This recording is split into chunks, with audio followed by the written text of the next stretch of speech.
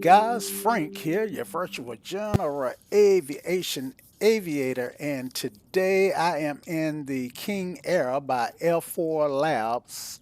I spun in here at North Las Vegas. ATA code is V VGT. I think it's VGT, and the ICAO is KVGT. The plan today is to fly the King Air from North Las Vegas up to Reno. I've got a group of tourists that has chartered the aircraft, and they have some plans up in Reno. I don't know what they got going on up there, but they want to get there. Let's see, I think the flight is about 300 nautical miles, so it's a pretty decent flight. Let's see. Um, yes, 350 nautical miles from Las Vegas. So yeah, if it was going to be a drive, then it would take hours. Should take roughly let's see, we should take roughly an hour, hour and a half to make this flight. But with the pre-flight stuff, it's going to take somewhat longer. Passengers, as you can see, have already climbed aboard. So they're actually going to sit in the aircraft while I get it pre-flighted. All right, so yeah, this is the King Air by Air 4 Labs, and I don't have a lot of time in this aircraft. It's been pretty much a hangar queen since I had it. Um, I don't know. I just didn't want to do the work to learn how to fly it, but I've taken it for a spin around the pattern, and it doesn't look too bad. Let me get rid of this message here in the red. Let's see. Go to X Pilot and turn off TCAS. There we go. Yeah. So I'm not one that do a lot of close looking. I don't. I know some people examine the rivets and like to look at the gear, the towel threads, and all of that. And I'm actually, the more I look, the more interesting just looking at the modeling it was becoming. But historically, I had not been that big on the outside modeling because I generally spend all my time in the cockpit. So, for that matter, I don't even look at the cabin, the the uh, the cabin area very closely. But yeah, great looking aircraft, and I gotta say, L4 Labs, I think they did a superb job on the modeling. All right, let's get in the cockpit and get this flight started. All right, so now that we're in the cockpit, we're getting don't hear as much airport noise. Let's see, can get us some cross flow here to get a little air flowing while we get started here. All right, and um, it's amazing that these windows close tight enough with this little handle to allow this aircraft to pressurize and stay pressurized. Um, yeah, I think it's pressurized. I don't recall what the service ceiling is, but actually I could look it up. So let's go to general. I got 3 pages. This gives me the dimensions, I think, of my wingspan and that kind of stuff. Um, yeah, so limits might give me my service ceiling. Um, and air temperature. Let's see. I don't see it. I see just kind of looking through this stuff. It's the FAA says a pilot should be familiar with all available information, and since I sim, I'm not always looking at all available information. Anyway, service ceiling is 35,000 feet. So yeah, it's the one that can pressurize this aircraft to 35,000. Unreal.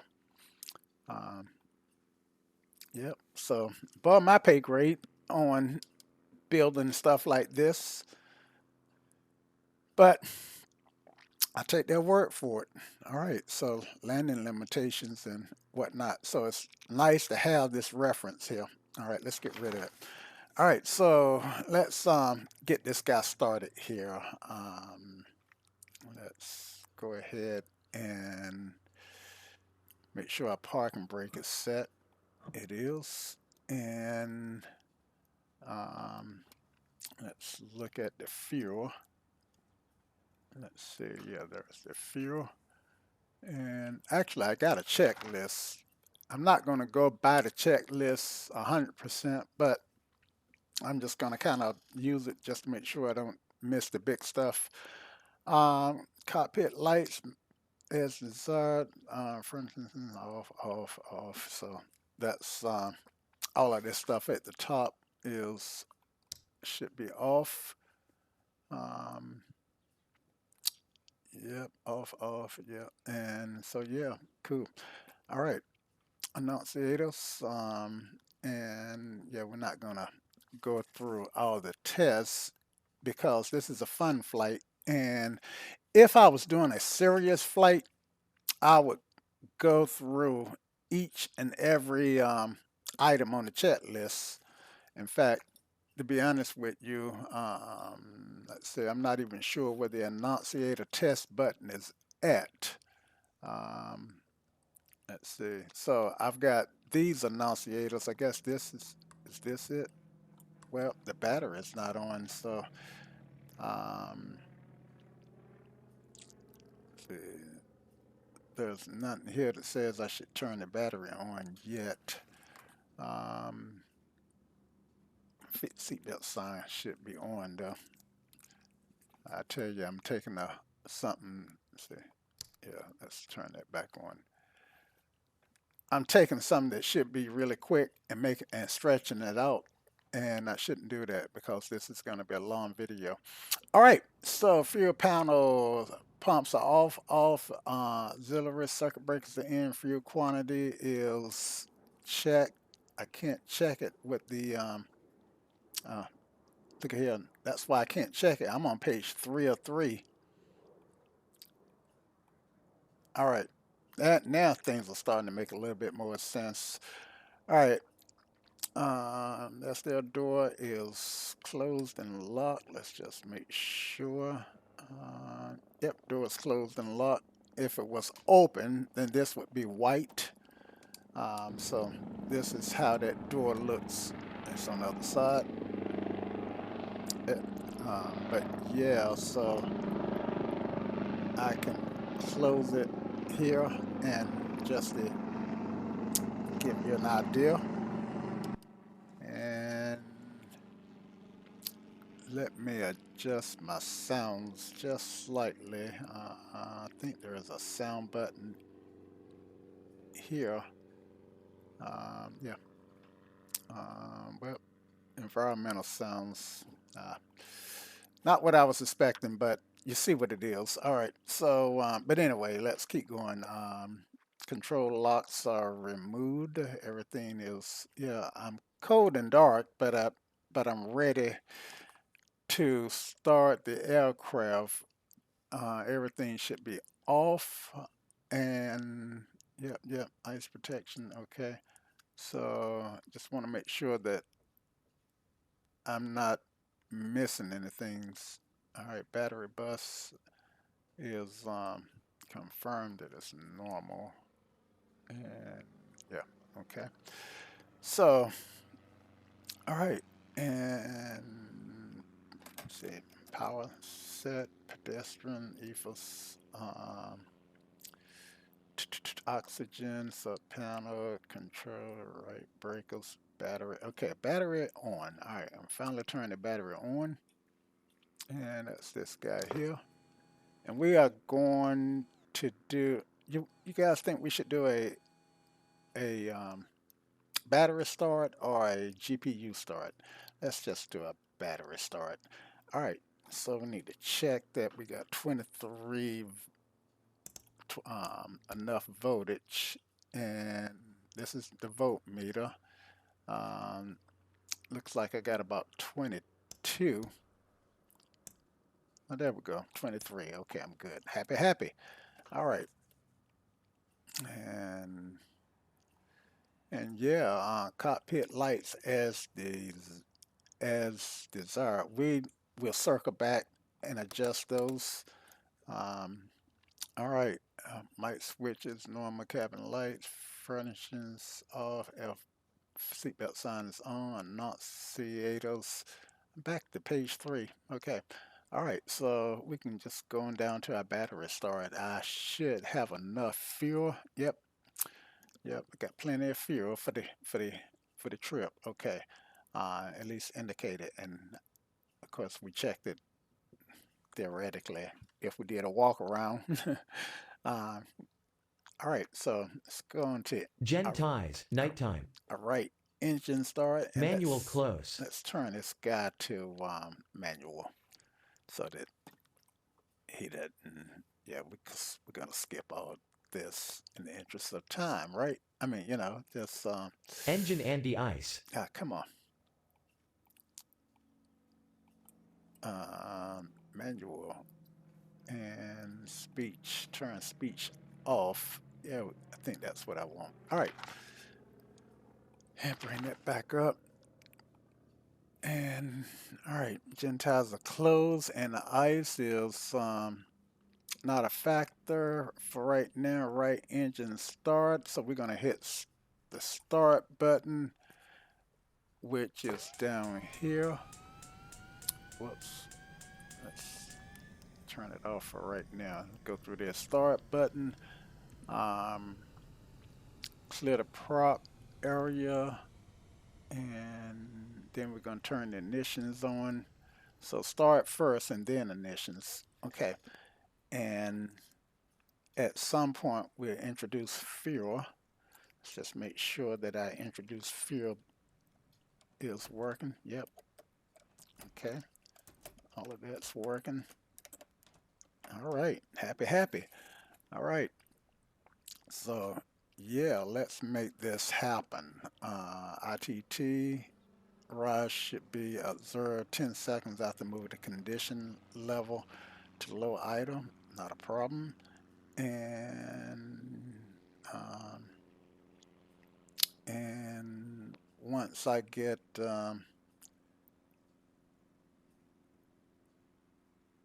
it started, I want to move the condition to high idle, and then turn the generators on.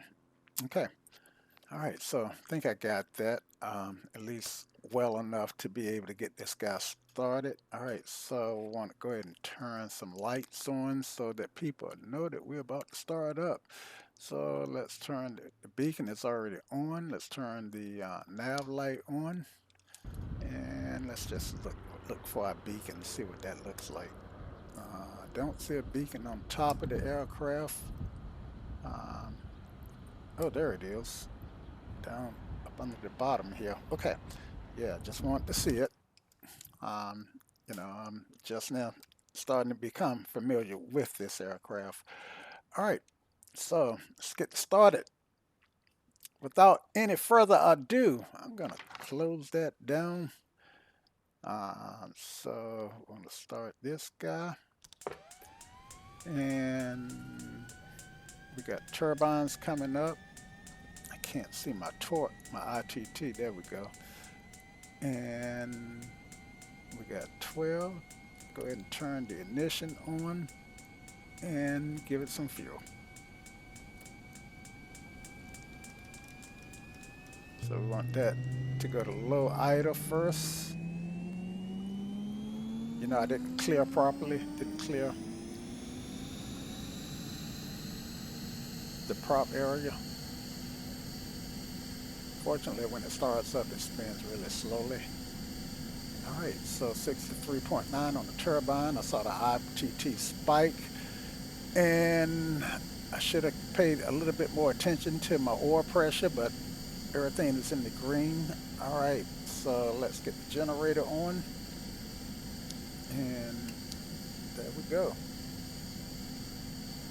All right, so we got a good start there. And let's do the other side. So get rid of this. First thing we're gonna do is turn this guy on. Ah, shucks, you know what? Didn't clear again. Shame on me. And 12 on the turbine. So yeah, let's give it some fuel.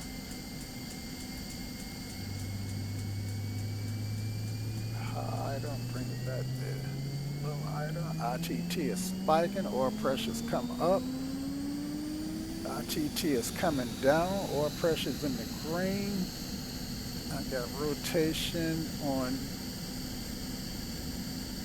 the props. Got positive fuel flow. Yep, happy. All right. And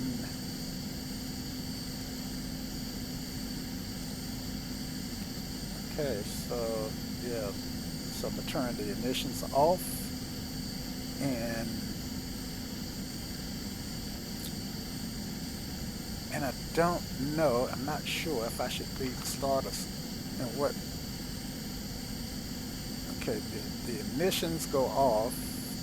All right, and I did turn the generator on for the left. I did not. So reset, and I'm happy. All right, now I can turn my avionics master on. I'm not exactly going by the checklist. I've done the left engine volts. I should have 28. Let's just check. Volts are right here. And let's see. External power.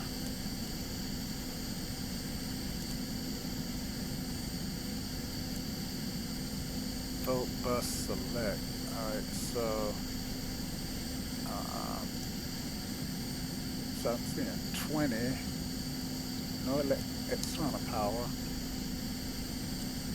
No voltage on the on the left or right generator, and TPL feed. Yeah, I'm not seeing my 28. I'm not seeing 28 volts DC.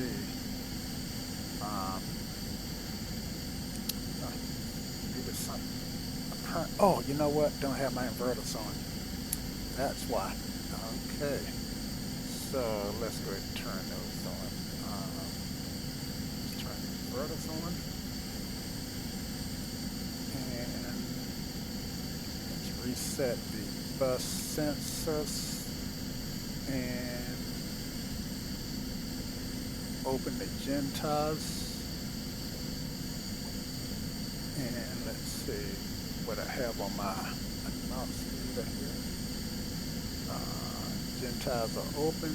All right, bus tie, battery tie is open. So I want to put that on normal. All right, and battery tie was on normal. Let's look at that again. Let's see, where is it? There we go. All right, battery tie still open. I hope that's right. I tell you, I'm learning, right? All right, so let's see.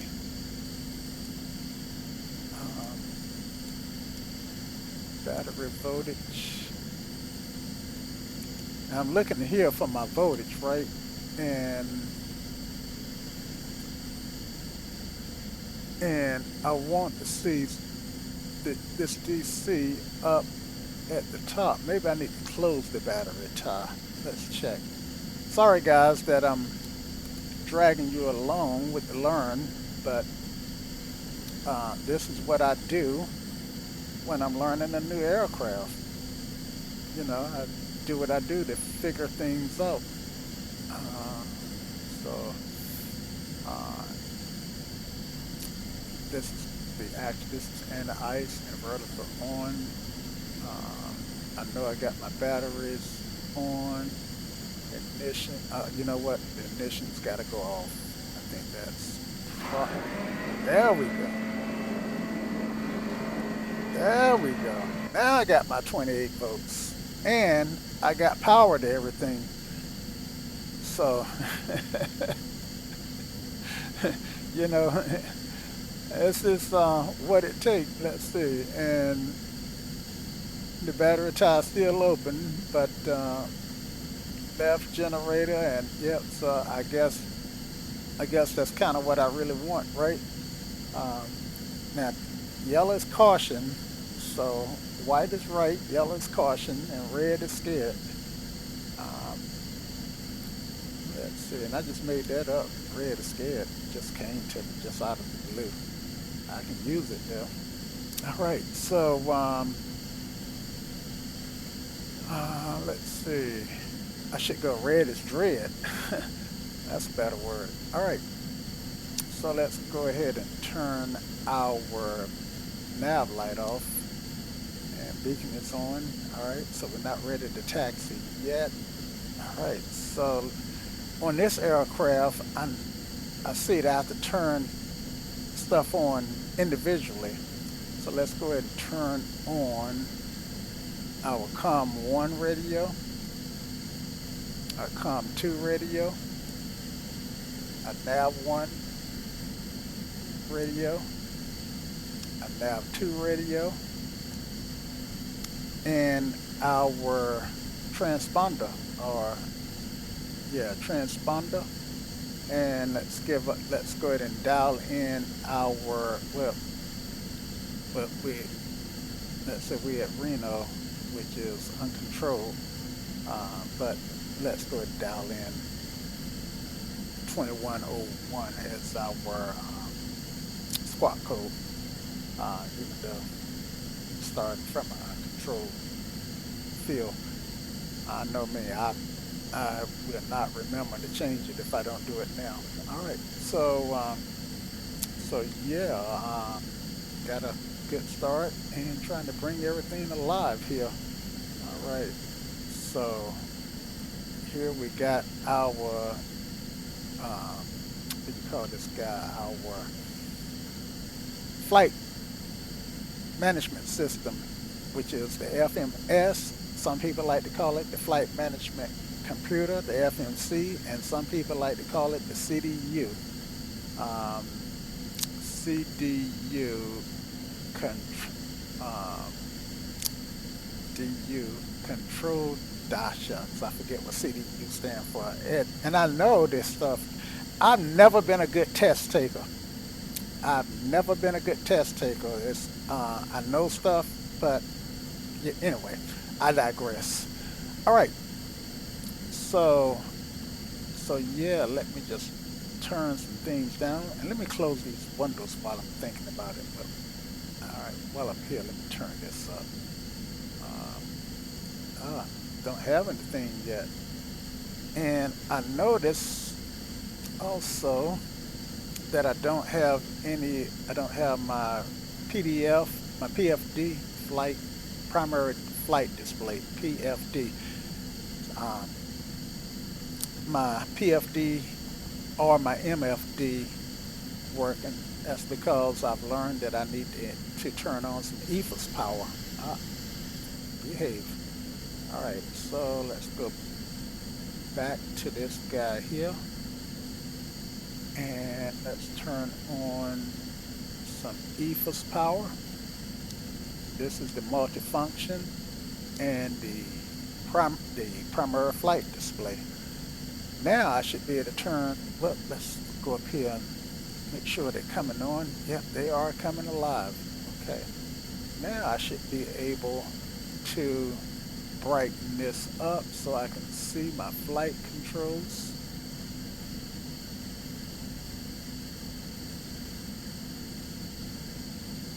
All right, come on.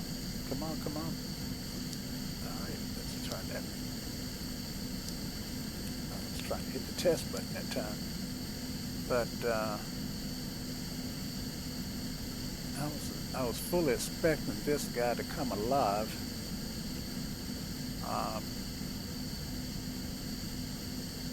It's cockpit voice record test. Maybe just need an extra minute.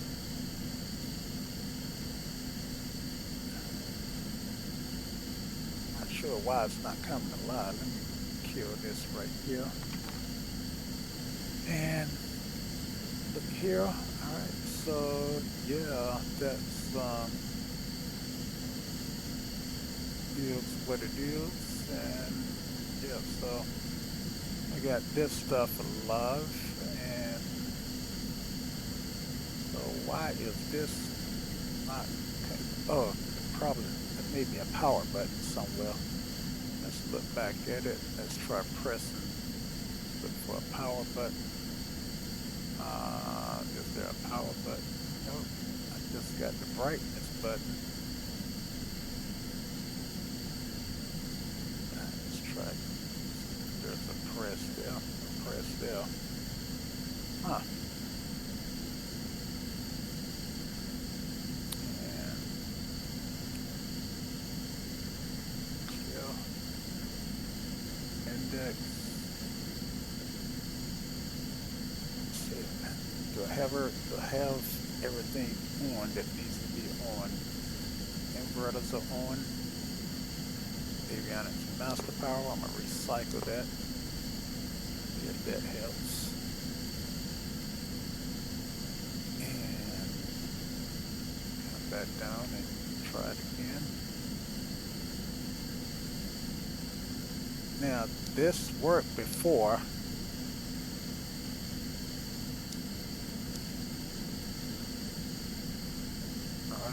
So I should see these come back alive. All right. Very good. Very good. And usually I'm able to. Don't know what I'm doing wrong. Usually it's me that's doing something.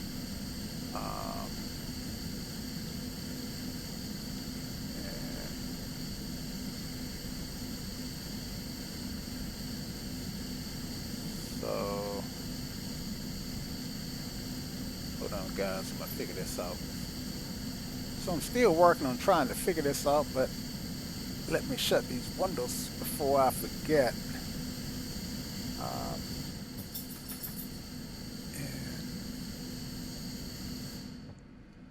Yeah, so I think this has some environmental controls. And let's see, let's get those on. Bleed airs can go to open those, right? And cabin altitude warning test, okay.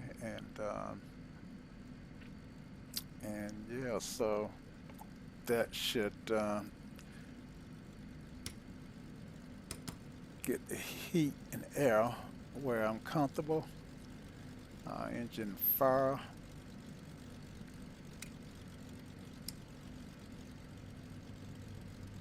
Master warning. There we go. Engine fire. And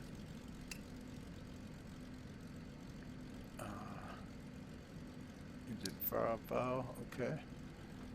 And a lot of this stuff I have not done anything with before.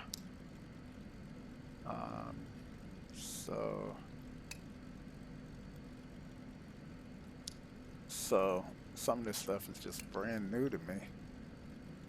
Okay. So this is the left and right sides. Okay. Yeah, so I'm still concerned about why my CDU is not starting up.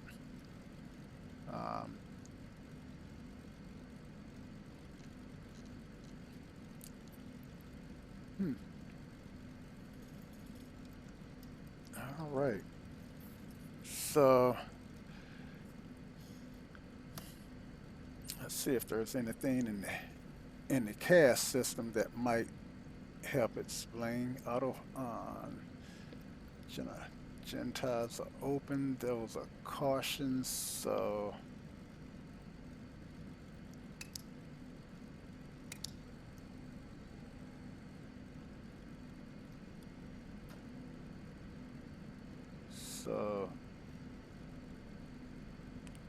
I figure by doing this, if you guys encounter this, then you can see how I'm solving the problem. Let's see. So I don't think there's anything. I know this is tied to the CDU. So maybe is there something here that I need to turn on?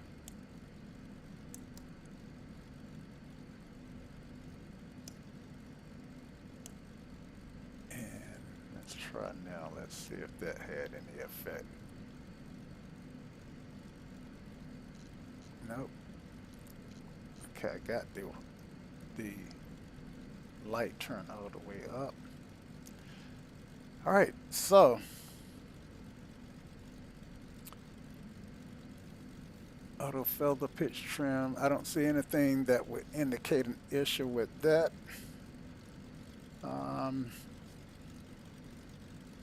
Cabin light front. I don't see anything here that would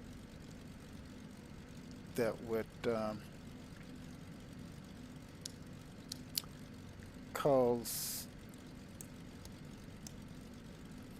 an issue. Let's see, let's go. Yes, I already got the light already up, so if it was gonna come in, it would be on when I, all right, so let's just check our failures. Because I don't know anything else to do. Now, I don't have any mean time set for this aircraft, which I generally try to use it at 5,000 hours for all my aircraft. But yeah, I can't fly this without the flight computer.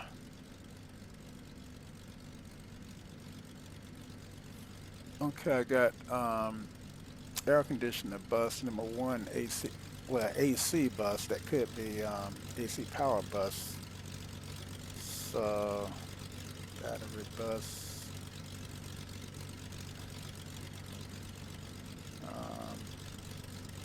Now I'm just guessing. I'm you know, just out of desperation. Let's try resetting this guy.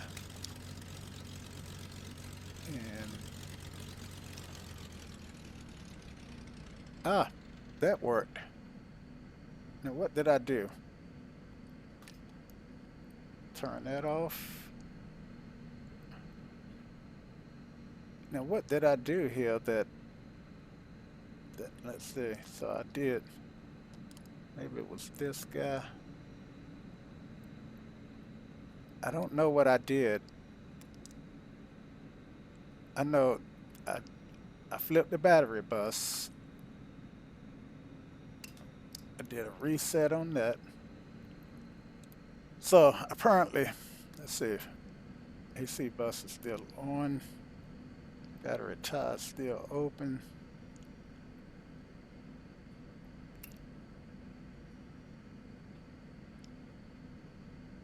And yeah, so I'm not sure what I did. But what I do know is that it had something to do with the electrical systems and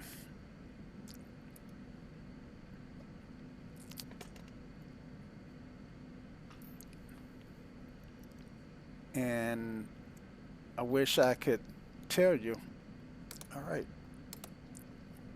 So I do know I want this AC bus to go off, so because we don't want to take off with the air conditioners on. So we'll make sure that that's off before taking off. I know this is this video is going on forever, but this is the way I learn new aircraft. I just want to turn the air conditioner off, make sure that that goes off. So let's turn the bleeds off. Let's see if that did it. Nope. There was a, I remember, let's see, get to the right place. See, I thought I had a environmental, there we go, right here. I thought I remember hitting a button, this button, so I turned that off and that should do it. Okay, so maybe AC, and see, this is something I don't know. I don't know if AC is for a electrical bus or the air conditioner. Generally A/C would be air conditioner. So I'm thinking this is an electrical bus that is trying to give me a warning about. So let's flip some buttons, guys. All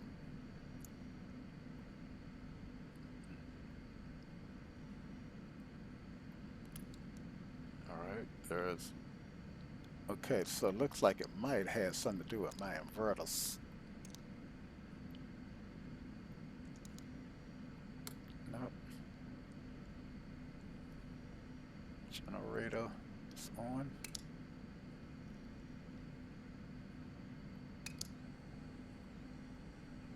Generator off. Generator off.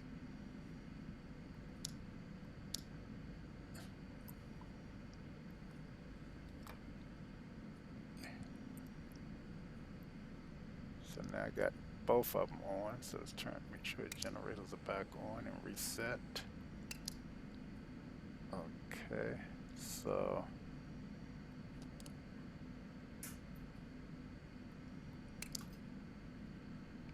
that did it. That did it. Make sure the CD. Okay, so this bus sense reset button is pretty important in your main. So basically, I had this bus sense reset in test mode, and pull it out of test mode, and that got rid of that. Sorry guys that you had to suffer through me figuring this out, but it is what it is, right? All right, so so yeah, okay, windows are closed, engines are running. We're just about ready to taxi. Let's get our ADAS here. We're at VGT and ADAS is 118.05. So we're going to put that in COM2 right here.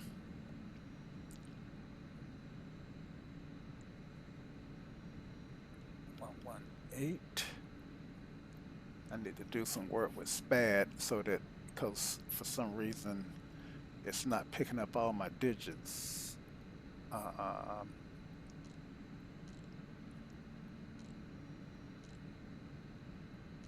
There we go, 118.05. All right, and flip that in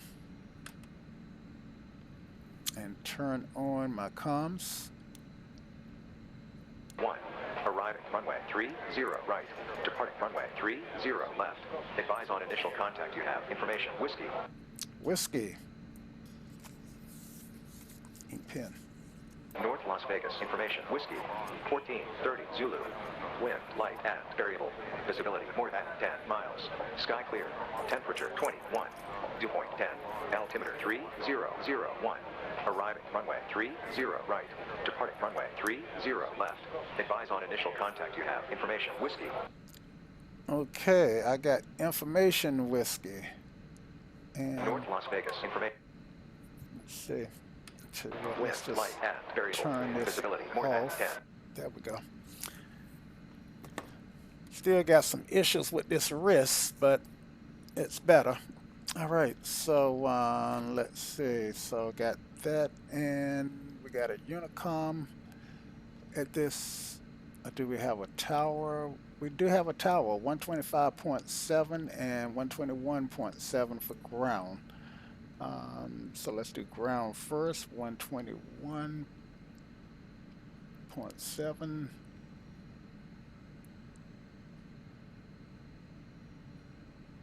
Flip that in, and then 125.7.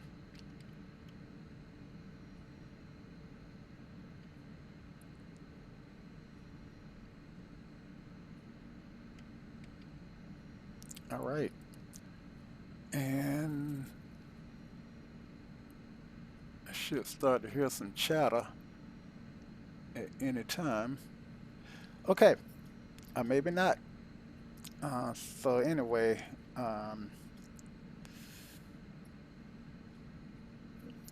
North Vegas ground, KingAir 770 Airco uniform is at the ramp, and we are ready to taxi.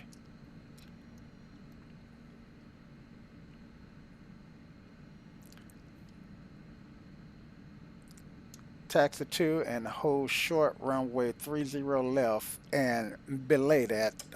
We'll call again when we're ready to taxi. 770 Echo Whiskey. All right, so it just dawned on me that I did not set up my flight plan, and I have done that too many times. All right, so let's do it this way. Let's set this guy right here, and let's look at our status. Make sure that we've got the right IRAC, and yep, we're good to go there. Database, set our location. We at Kilo Victor Golf Tango. I'm gonna switch to my iPad. It's faster. All right, I dent there, and that sets up the equivalent of my IRS. All right, so now the aircraft know where I'm at. All right, so let's go to status, and we'll go to route menu, and we're going to import that flight plan. All right, so I got 3 pages of flight plan. On page 2, I see the flight plan. It's this one here, so we grab that one, and I got 2 pages. We're going direct to Las Vegas first, and then from there we are let's see, next page. Then we're going direct to John Kerr, and then direct to Betty. So we should, now I keep getting this Iraq issue here, and it's saying that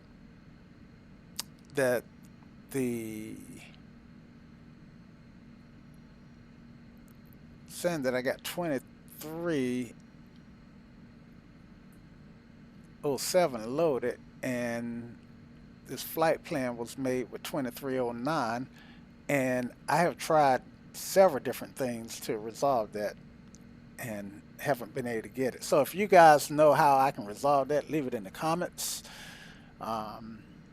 Anyway, let's see. Let's go to our flight plan here.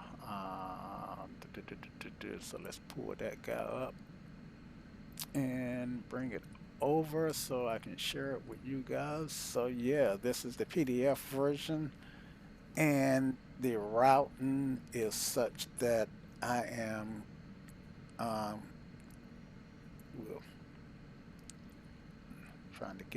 was trying to highlight it for your benefit, but anyway, 30 left, and I'm use the Nothing Town departure, Las Vegas, John Kerr, Betty, and then the Ryan 2 arrival into Reno. Okay, so let's set that up in the flight computer, and so I need my departure, and it was the not the note the nothing five or the the not in town five. I think that's what it was. And no active runway, so we want 30 left. All right, and now let's try to get it. Okay, got it this time. And I know that I know we were going direct to Las Vegas to I think it's Harry Reid. So yeah, no active runway. That's not true. Let's try selecting this guy again. Runways. Hmm. This that don't look right to me. Um, so we got this guy selected. Got third. Okay, let's clear this. Let's clear that, and let's go and execute this.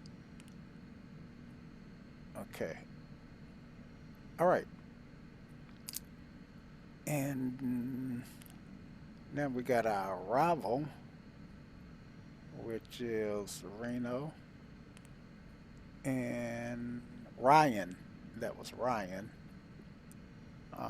Sometimes my memory work. Ryan 2 and 17. I know it was 17 something. Let me just pull that back up. Actually, I might have it in the iPad. So let me see if I can't share the iPad with you guys. Okay. And iPad. Okay, so yeah. Right. So we're going to do the RNAV, RNP, Yankee arrival. Okay. So let's go, and I got that from here. Okay. So next page. RNL, RNP, Yankee for 17 left. Okay, so this is the arrival that we want. And clock is the transition point. And yeah, that looks good. And flight plan. So execute that. And shoot, I just clicked none. Why did I do that? All right, clock. Get that again. Cancel this mod. All right, let's try it again. RNAV. Let's see. I could do ILS, but I'm gonna shoot the RNAV on this one. Next page. Okay. Ron 17. Yep. Got everything like I wanted. RNAV and transition is clock. There we go. There we got it right. I execute that. All right. Nice. All right. So there. Think we got everything the way that we need it, and if not, we will find out. Right. Okay. So I think now we're ready to taxi. Let's pull up the. Let me get rid of the iPad. And the only other thing I need is my departure. So I'm going back to SimBrief, and I'm gonna pull this over so you guys can see what I'm doing. Going back to the flight plan, import into charts, and because I need my chart. Okay. So this is what I'm planning. Let's see, not one, the nothing, no town 5. So that looks good. Let me select my runway, and we were gonna do the R now right for 17 left. Yankee. Okay, so this is the one that we want. Transition is clock, so we add that to the route. All right. Now, I don't need this. I don't need to fly to this F to this FMG VOR. So I need to go directly from Ryan to clock, right? So let's jump back into sim. Okay. And see what I look like here.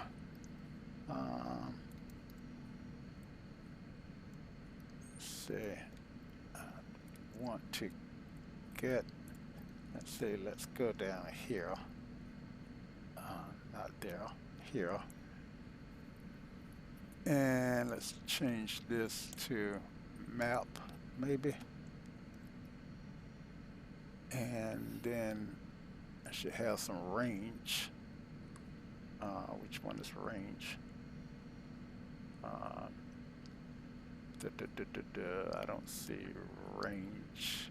If I do, that was new. I never saw that before. Okay, radar, nav. Okay, that's what I want. But I want, so I guess I can't do the range there. Shucks.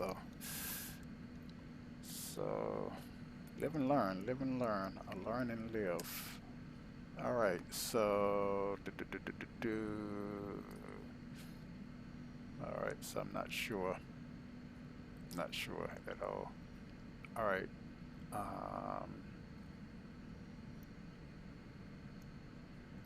Yeah, this is going to be a challenge. This flight may wind up being a total poop show, guys. All right, so let me pull this back up, not that one, the wrong browser window. I want the chart. Okay, and what I want to see was my departure. Well, let's start with the airport. That makes sense. So I'm here. I'm going to 3 left. So I'm gonna take what is this? Which taxiway is this? Bravo. Take Bravo down to 3 to the whole short line. Okay, so I got that. All right. And let's see if I see in the notes here for 3 aura. So I need a 3%, at least a 3% angle to clear any obstacles. I don't see any obstacles, so I guess I'm okay. And yeah, so let's go to the next chart. And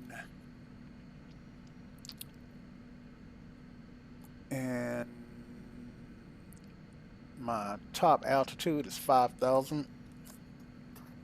So let me make a note, 5,000.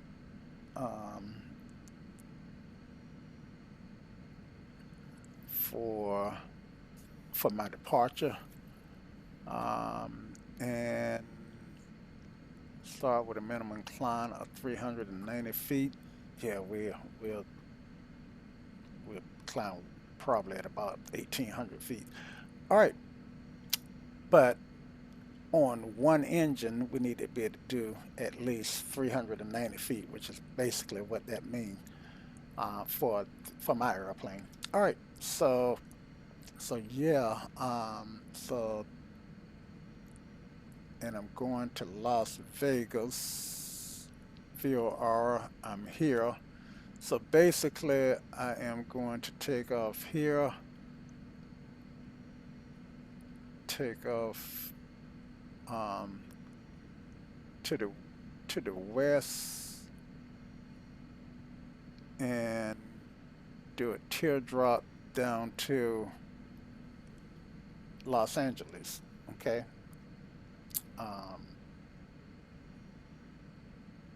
And I need to be 5,000 feet here, and looks like 8,400 feet at the View Aura, and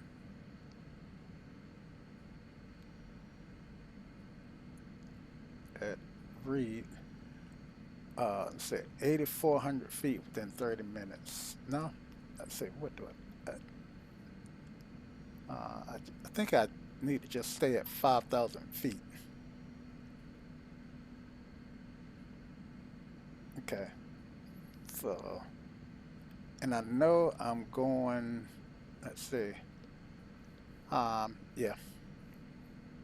So we're going to keep it at 5,000 feet because I don't have ATC giving me altitude. Well, top altitude is 7,000 feet. That's what I want. So that's what I'm gonna do. 7,000 feet. That's the number I was looking for, and I was looking all over it really. All right. So let's do this. 7,000 feet here.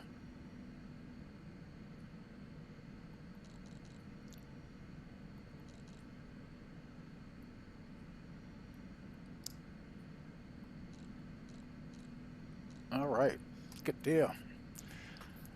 And I think I'm ready to go now. So now let's call tower. Well, let's review our flight plan. Make sure we don't have any discontinuities. So we're going to go to legs. All right, so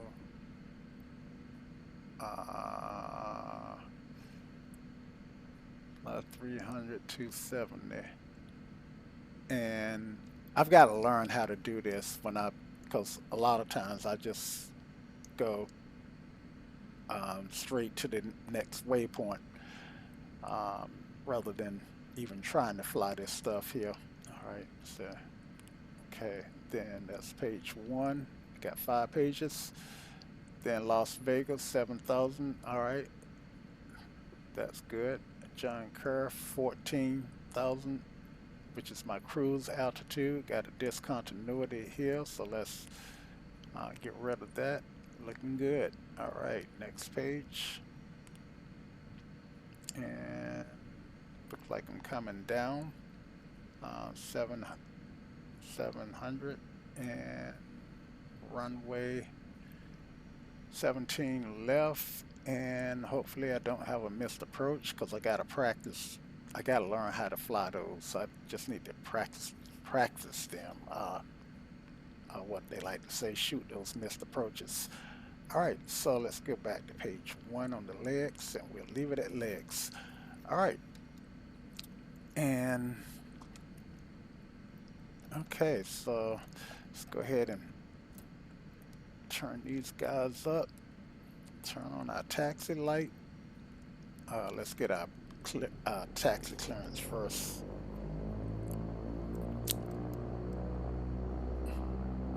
Hear that coming up as it come out of feathering. And still in low idle. And I'm probably making a ton of mistakes, but that's okay. It's a sim. Shucks, I didn't mean to shut that down. Okay. That's the one I want to shut down. Open that back up. And just minimize it. Okay. All right.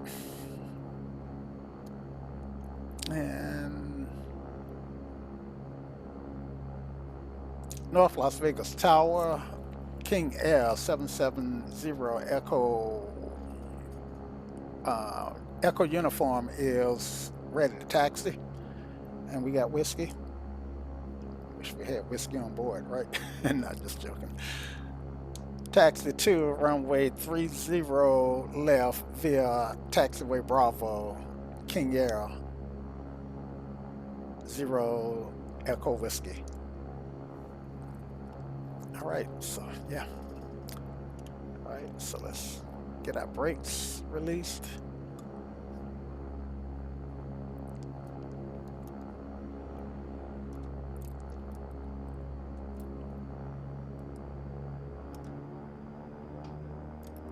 Check our steering. Check our brakes.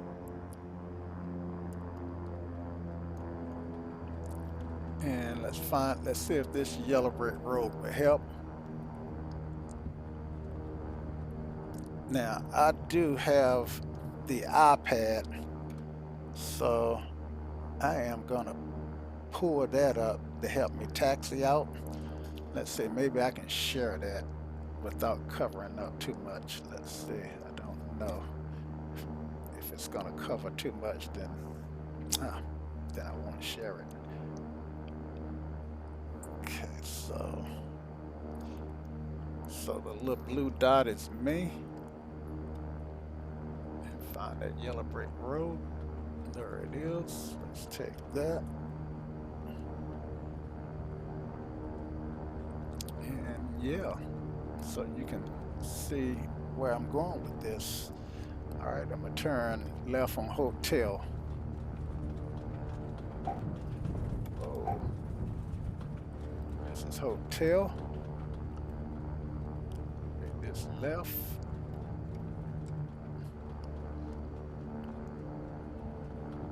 And this should be Bravo. Make this right on Bravo. Stay on the yellow brick road. We're off to see the wizard, the wonderful Wizard of Oz. Let's get rid of these labels from Traffic Global. Shucks. All right, here we go.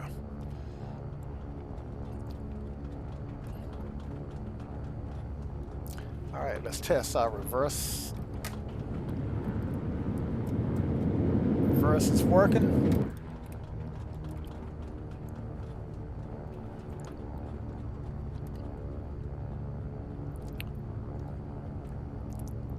And one thing that I couldn't find on this aircraft, whoa, let's slow it down. One thing I could not find on this aircraft was a headset, and I didn't say it didn't exist. I just said I couldn't find it. You know, usually with some aircraft that's modeled to this extent,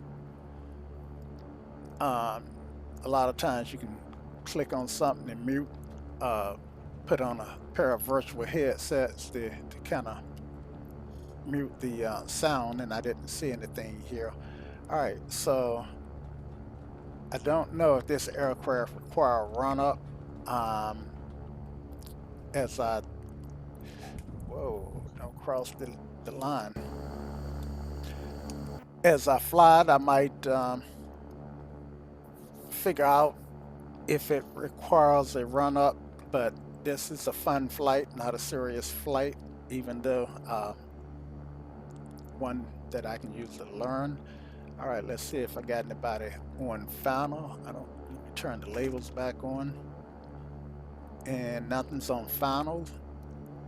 So yeah, leave the labels on till I get out of here, and go ahead and tune to tower, and make that call. North Las Vegas Tower, KingAir 770 Echo Uniform is holding at runway 30 left, ready to depart IF Aura, Reno. Clear for takeoff, runway 30 left, winds are light and variable, KingAir, um, 0 Echo uniform. I should write that. Let me write that down so that, because I will, see, I'm November 770 Echo uniform. And I'm just, what I did is I just added a 7 to this. Hold on, guys. Somebody's at my door. All right. So the dog that you guys heard is it's my daughter's dog. I'm actually dog sitting. I lost my dog and I don't have another one and don't plan to get another one. Anyway, I digress. All right, so we were about to take the runway and let's get this guy off pause and take the runway. All right, lights, lights, strobes, and landing lights.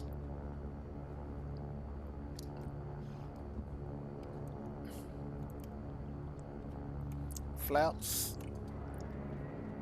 And I noticed that my flaps were up 10. Now this is, I think this is SPAD that's causing this, but my flaps usually go to 4, then I have to bring them back up to takeoff. So let's see where they are. I don't know. Look like they might be on takeoff this time. Unable to find view ID 16. Let's see. Nope, they are 4. All right. So yeah, bring them up 1. All right, let's make this happen. So I got my lights, camera, action, and let's throw some heat on. Something I always tend to forget. Pitot heat and window heat. Let's see. Now we're going up to 16,000. So I think it's 16,000 we're going up to. Actually, my flight plan, I think it said 14. Let's see.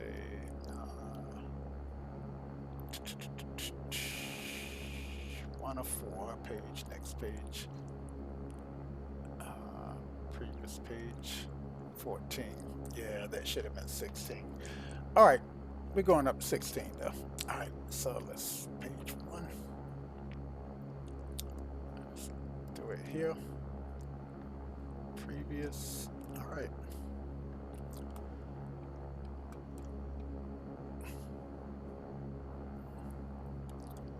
All right.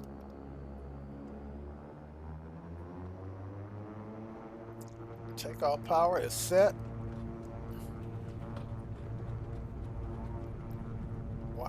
Need to watch the runway. Airspeed alive. 60 knots.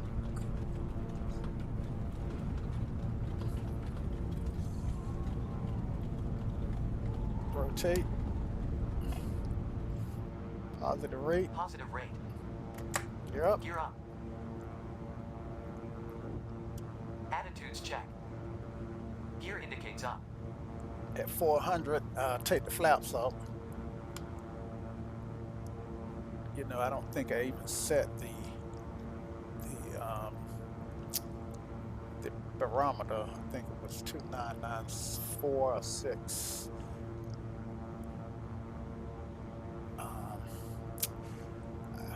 I took off my knee pad where I got my notes. Whoa. Okay, so this is set to VOR 1. I need to set it to, let's see that one or this one.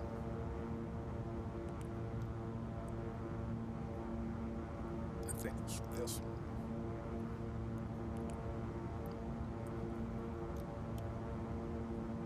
VOR2. I want to get this guy to say FMC.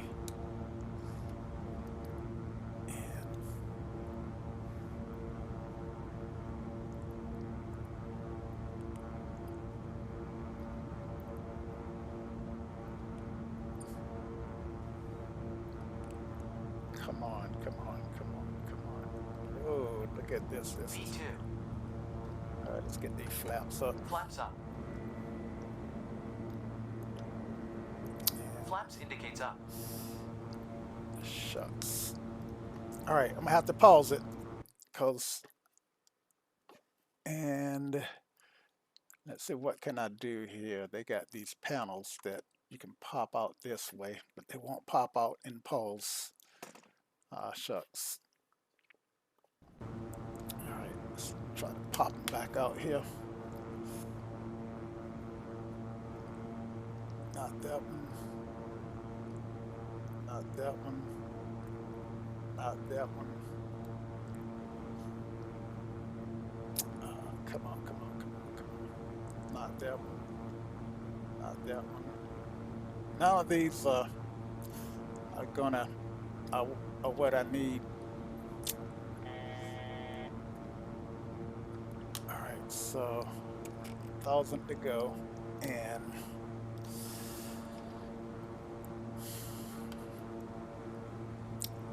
I am not following. I told you this is gonna be a poop show. All right, nav data that. Let's see, trying to get this to change to the FMC, and it just ain't working out for me. I'm not sure which. Got VOR 2 and 1 in there, and now I got 2 and 2. All right, so now I got, okay, but I still got VOR 2. I wish I could get rid of, but I do see my flight plan, so let me engage my autopilot and nav and autopilot engage. All right, hopefully that would get me back where I want to be. Something through a master caution, and I didn't do a good job of clearing my cast before I took off. Okay, so let's throw this guy to auto, get the bleeds on, and let's see. I've got pitch trims off. I don't know what that means, but pitch trim off, pitch trims on. That counts up my autopilot, so let's get that back on. Autopilot engage. Whoa. Fly the plane first, right? Man, this is a total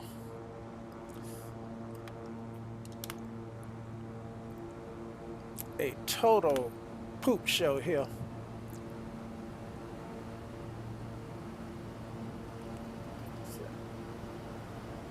All right, so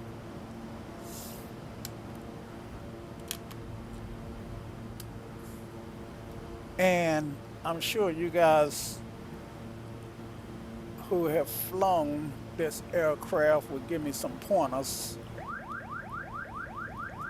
Overspeeding.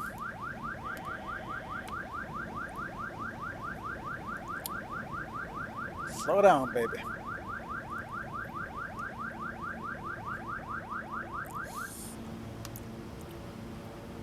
All right. Now,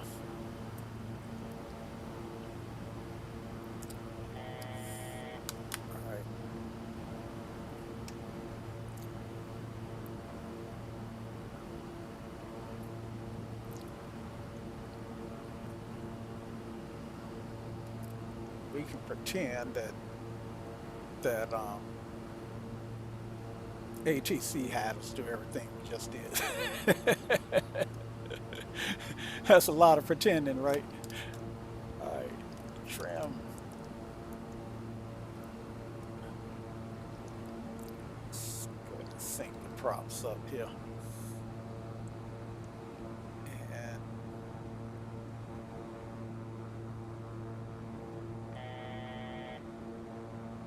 get this guy back up to 7. That do altitude on, vertical speed.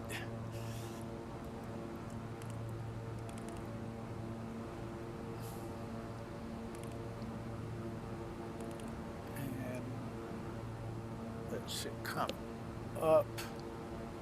Should bring us back up. And nav 2. It's not what we want. One of the biggest problems I'm having is being able,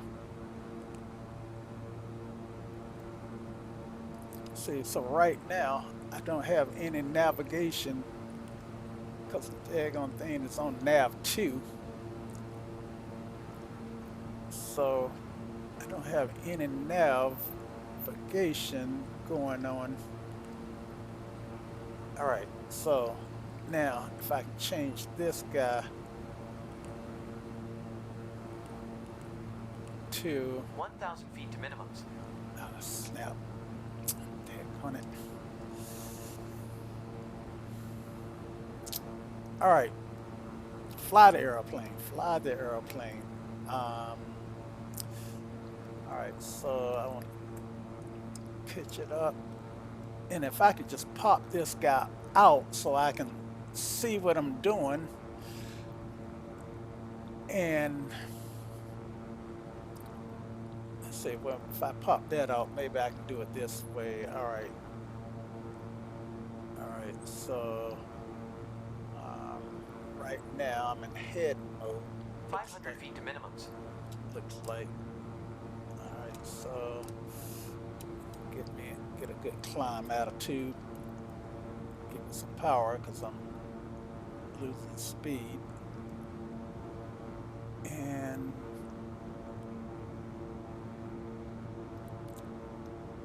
still can't look at that. Got. So I don't know what this stuff freaking does, and it makes me want to curse.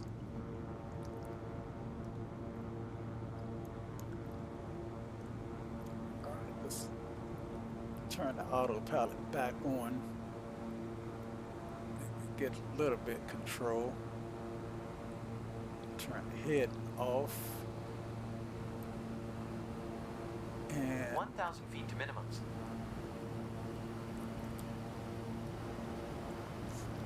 why the devil is it not climbing? All right, let's turn the vertical speed on. Vertical speed is on. So currently my vertical speed is set to descend.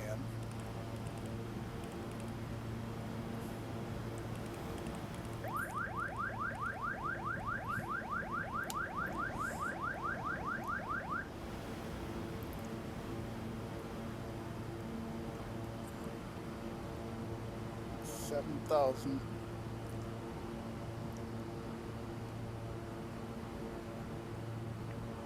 And all right,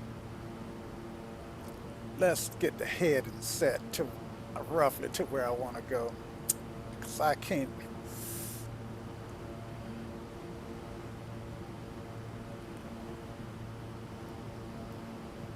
All right, heading. Where's heading? All right, we'll sync the heading, and then we'll turn it. Let's see, change the map on this to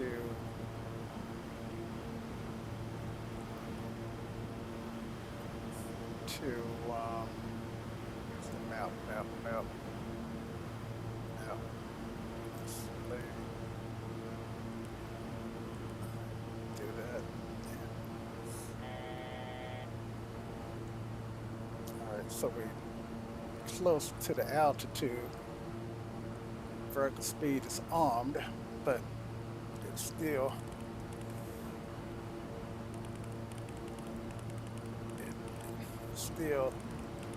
not climbing. There you go. Yeah, this is, shucks.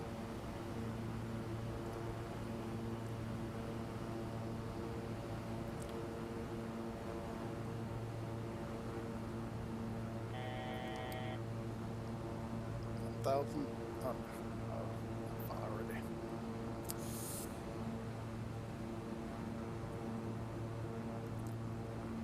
I'm gonna be honest with you. This is not fun because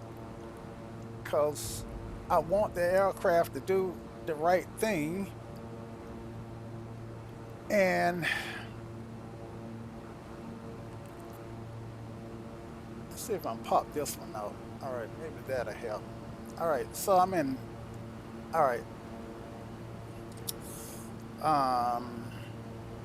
Las Vegas VOR is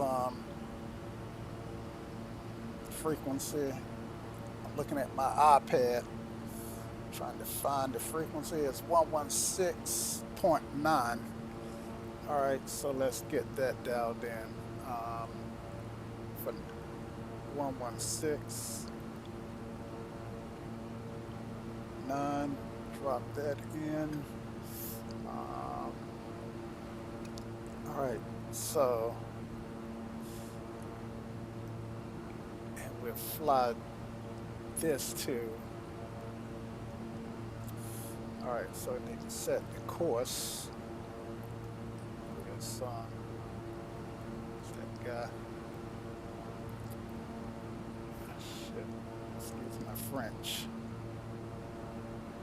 Okay, so I'm at 7,000.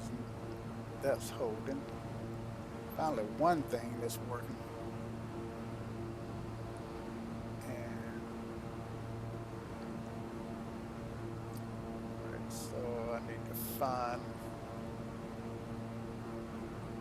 See, I need to be able to pop every one of these out, or to find the one that I need.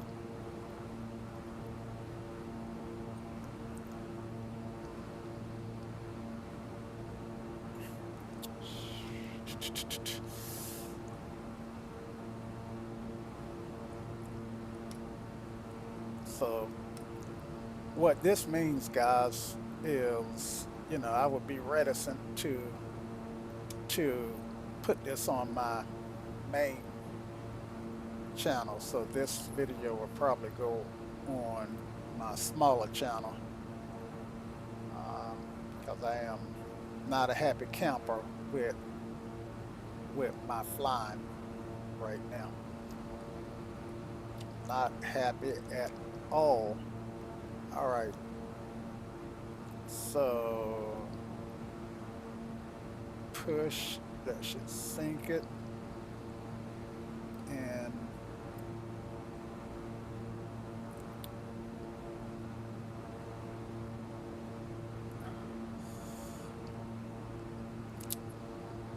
damn, this is frustrating as all get up. All right, let's see if we can find a heading bug.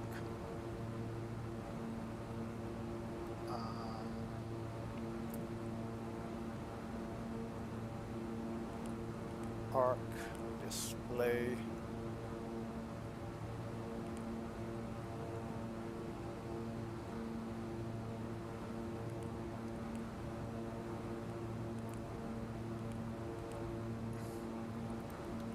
See, nothing is changing. VOR2. How is that power? Course. All right, FMS1. But it's white, so I want to activate it, right?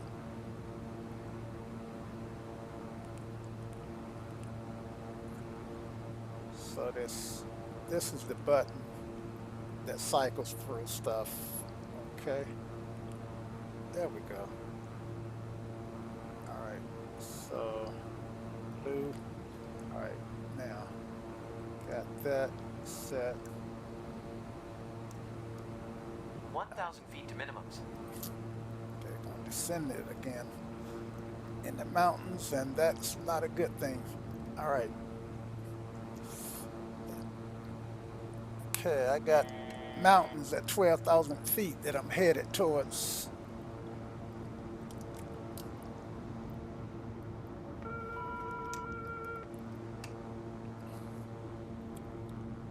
$1,000 feet to minimums.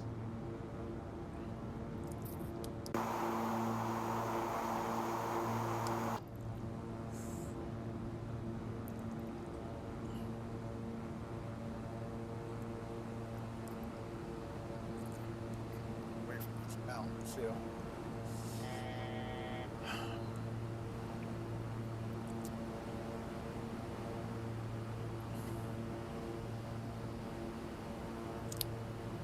I need to go about 100 on the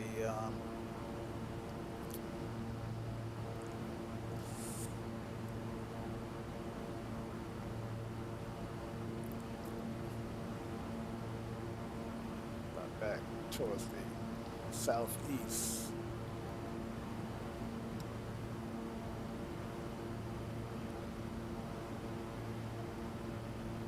And I am having to hold all this back pressure. Get it trimmed because I'm hand flying at this point.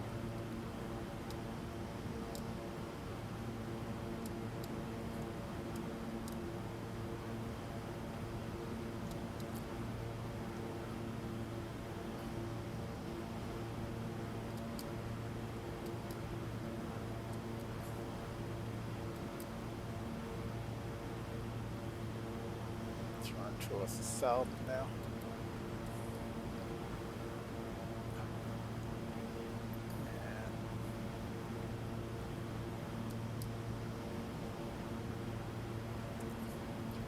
And power back.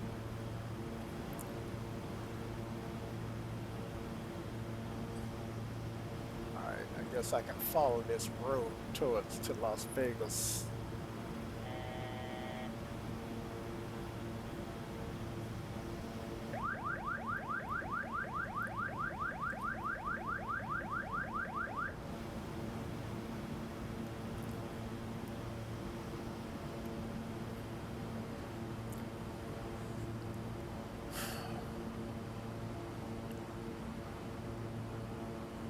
Talk about a poop show. Golly. All right. So now I look like I'm maybe able to pick up some sort of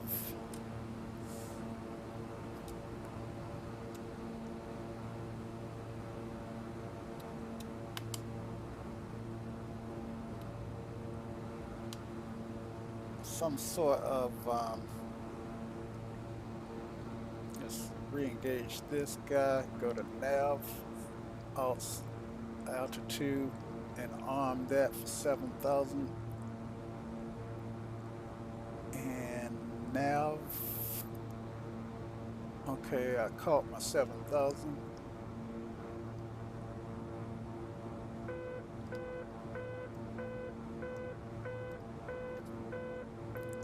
Gear? Am I getting a gear warning? Oh, maybe too low? No.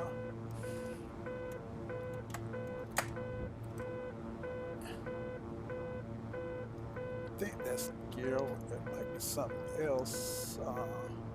Auto feathers off. Turn that on.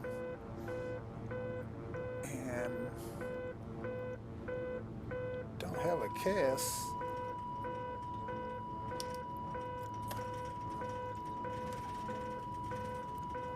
Oh my God, losing the engines, right?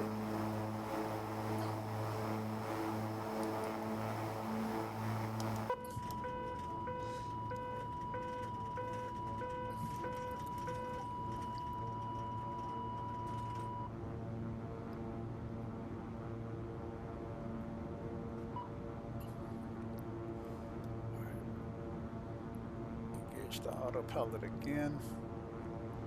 I think maybe what happened was I got too slow. Yeah, that's what happened.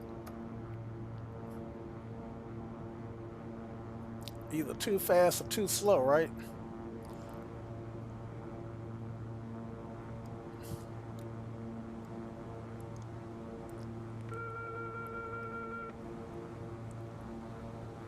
Come on. It's hard to tell. Ah, come on, come on, come on, come on. It's hard to tell at a glance what stage my autopilot is in.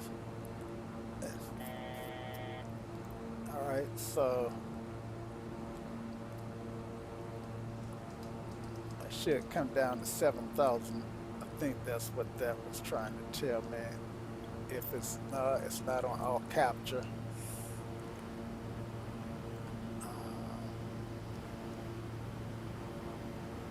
Lost my autopilot.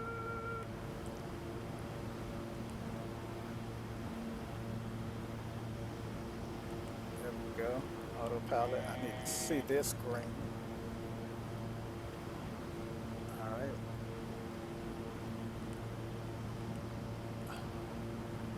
Alt select is having trouble getting that one to.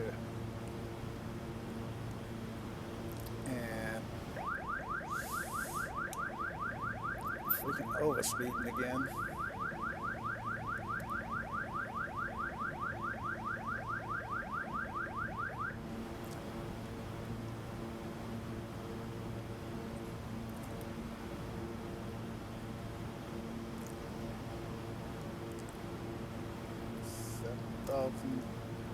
Altitude alert.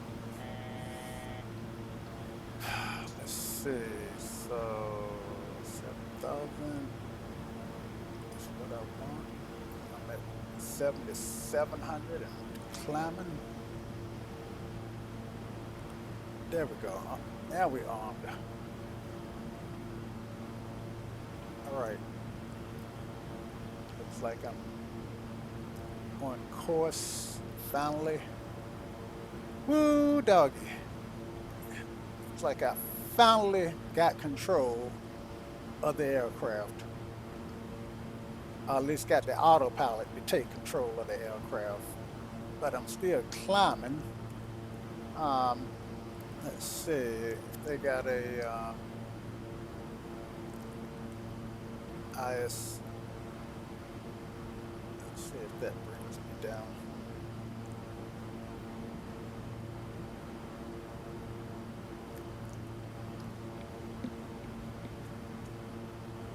Okay, now I'm descending slowly. Oh, not really. All right, so let's do vertical speed. And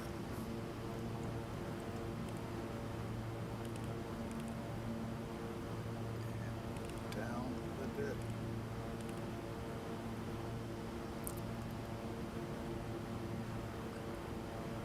All right, there's Harry Reid. I should make a turn here, but I know I'm not because this right here, I need to do direct to. Next page, next page. Direct to this guy and execute it.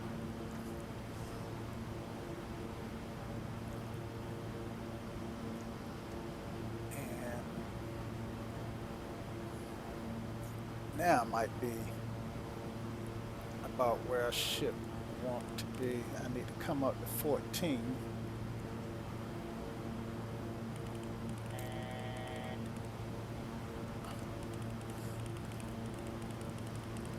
See how I'm descending.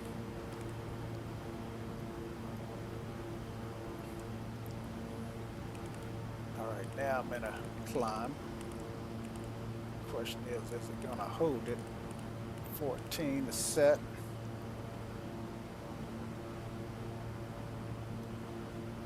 Nope, it's not holding it. Let's see, so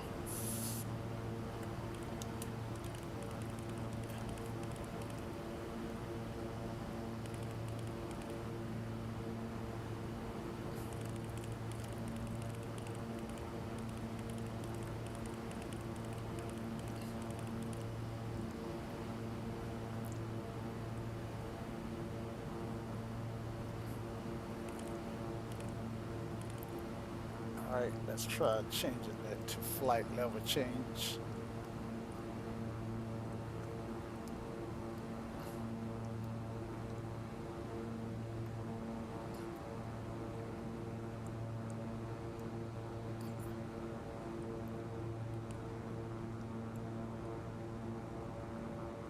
And quite honestly, I don't know where my speed was set for that. Don't even know how to change the speed. I think it was roughly about 150.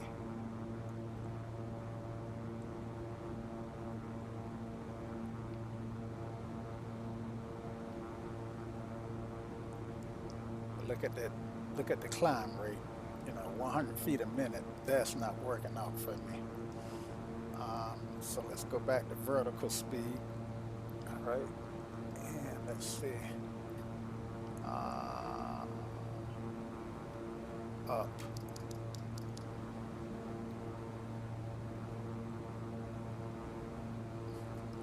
So I have to do a little bit and test. Do a little bit and test. Let's see where she climb out. That's roughly 500. Try using the Bravo.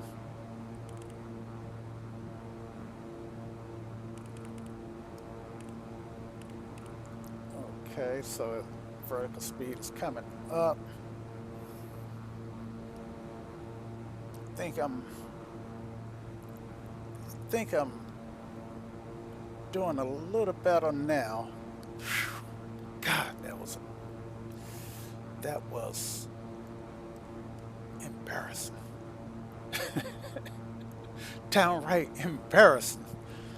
All right, let's see what. All right, so now let's get the lights off. Oh man, that was embarrassing. All right, landing lights can go off. Let's see, are we over 10? Yeah, we're over 10. Landing lights off. And seatbelt signs can come off.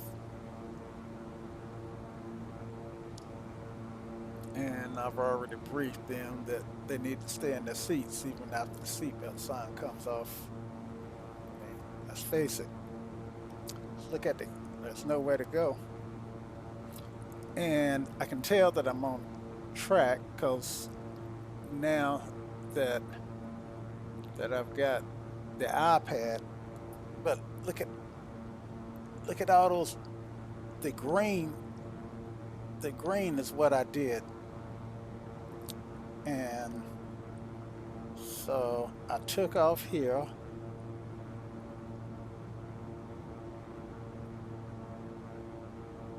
And man, I don't know what I did but somehow or another I managed to yeah. So ugly.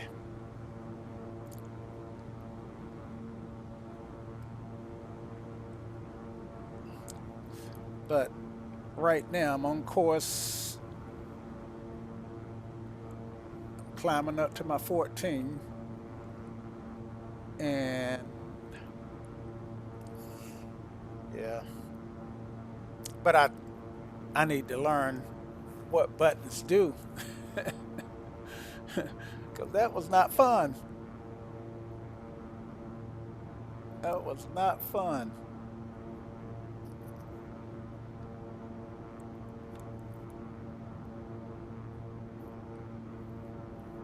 All right, 1,000 to go.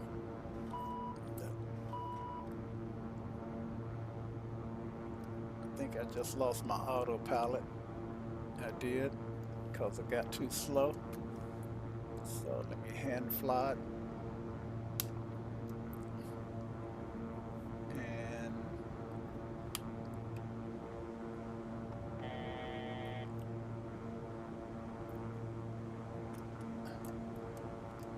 so I got my, alright, so I'm fast enough now to get the autopilot back on. And so as you can see, I'm having to terrible time managing. All right, so autopilot's re-engaged. And I should get to my top of descent before I lose my autopilot. Yes, good deal. All right. All right. Pull these props back a little.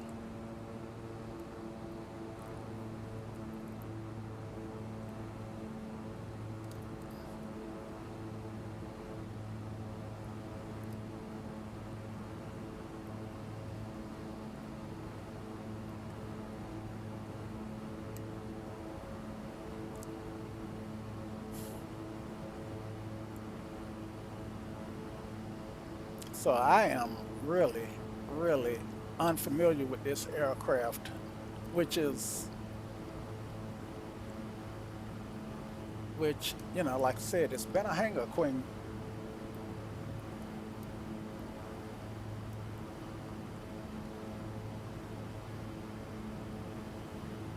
And I guess it shows that, you know, my familiarity with it definitely shows. All right, my unfamiliarity with it. Boy, it's hard for me to pronounce that word today. All right, so 14,000.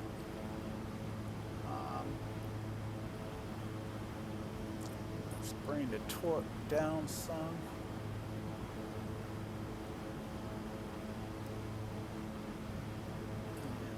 Auto feathering is on. Prop sync is on.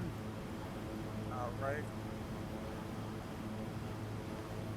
Turbines look okay. Fuel flow on my left engine is pretty high.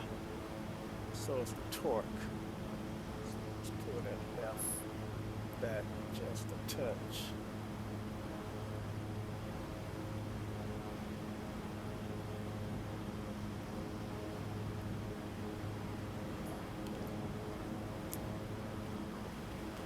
Lever. All right. That's better.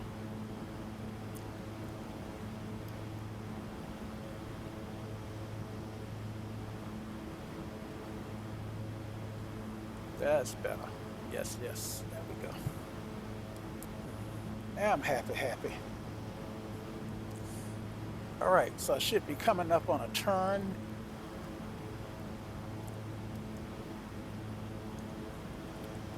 In 4.8 miles to Betty. And speaking of Betty, I'm going from Betty to Clock. Yep, that's what I want. Yep, so that looks good.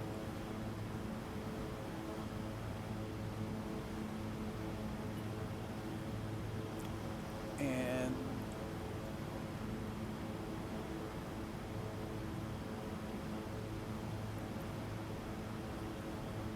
all right, so my speed is, I'm about to start the overspeed, so let me slow down a little bit.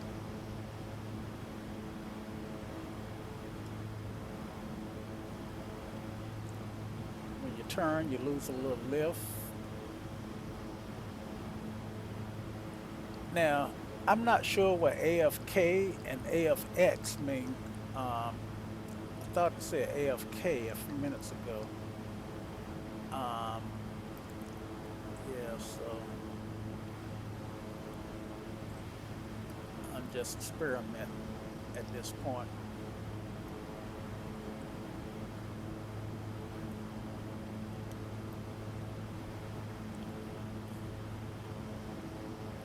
Right.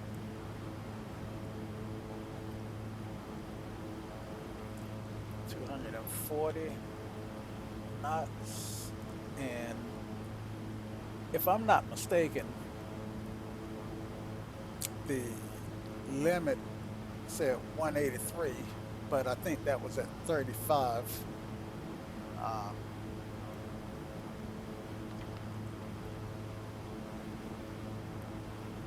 page 404.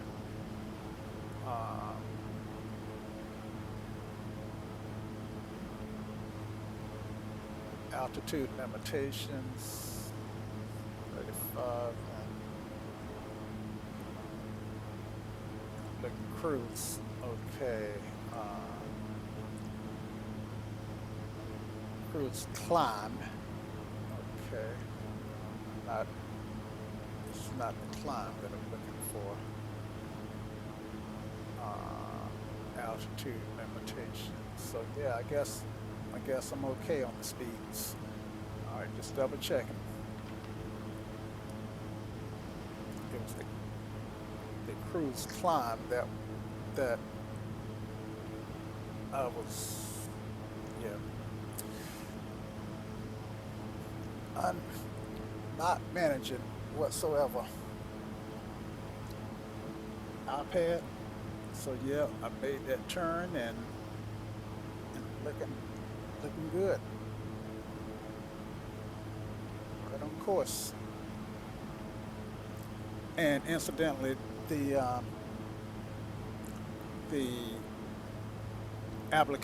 this application is for Flight Basic, which is $100 a year. And there are free alternatives that's available, but I've gotten so used to ForeFlight that it's hard for me to change at this point. So I guess I'll stick with paying $100 a year. Now, with that said, let me turn it off now.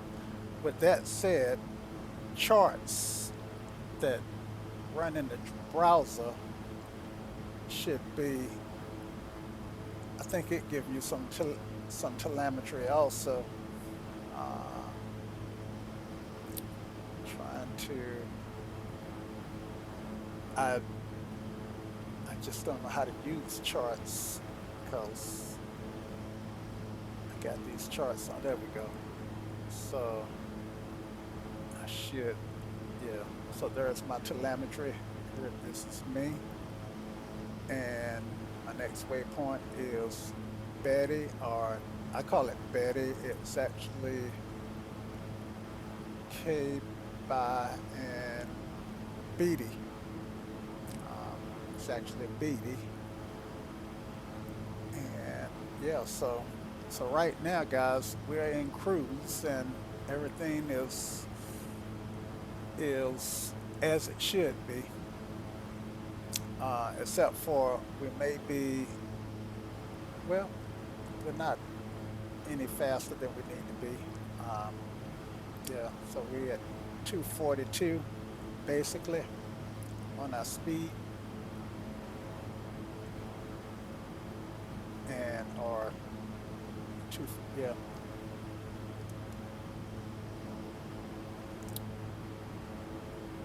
And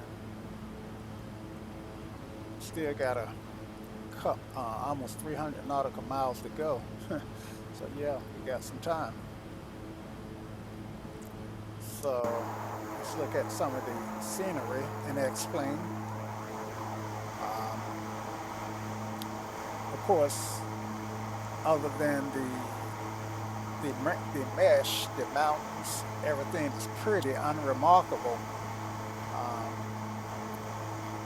There is nothing distinguishing about the terrain, and I would imagine that would be the case in real life, but I can't believe that you wouldn't find a house or a building in this terrain every now and then, and explain since it's just not picking up that stuff. And what I'm asking myself is this default scenery or photo for grammetry? And I believe this is default.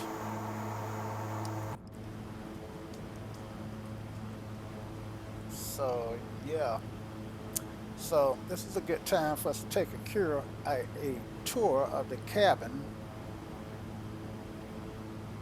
So let's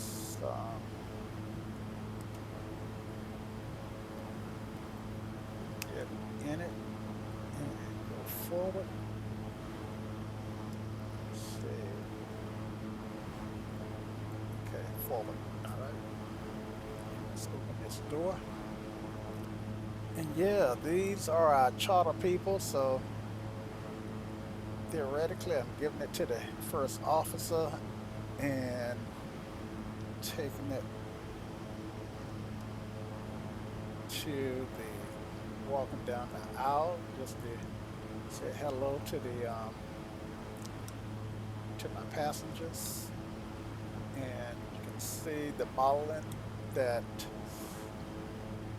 AirFoilLabs have done. As far as the people go, they've done better with the people than a lot of the artistry that I've seen for X-Plane. I don't know why X-Plane make it so hard to draw people, um, but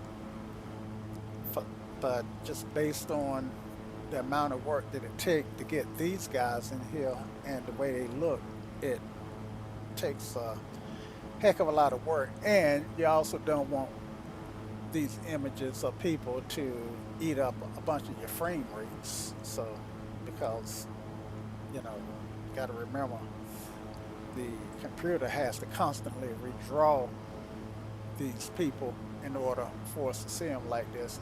It's not like a photograph. It's more like a video. All right, so let's go back here.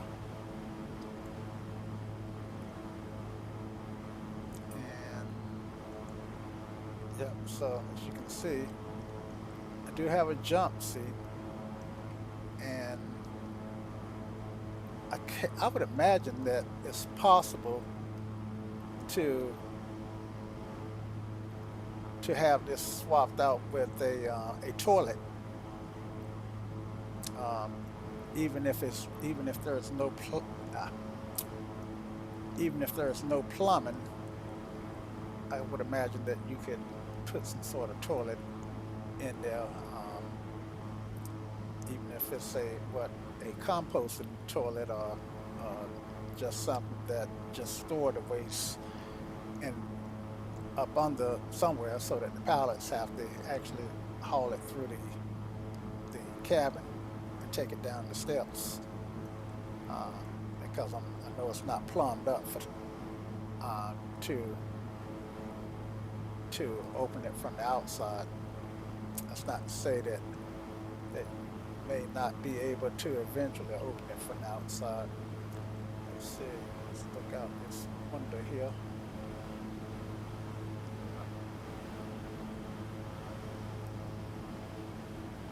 She's enjoying the view.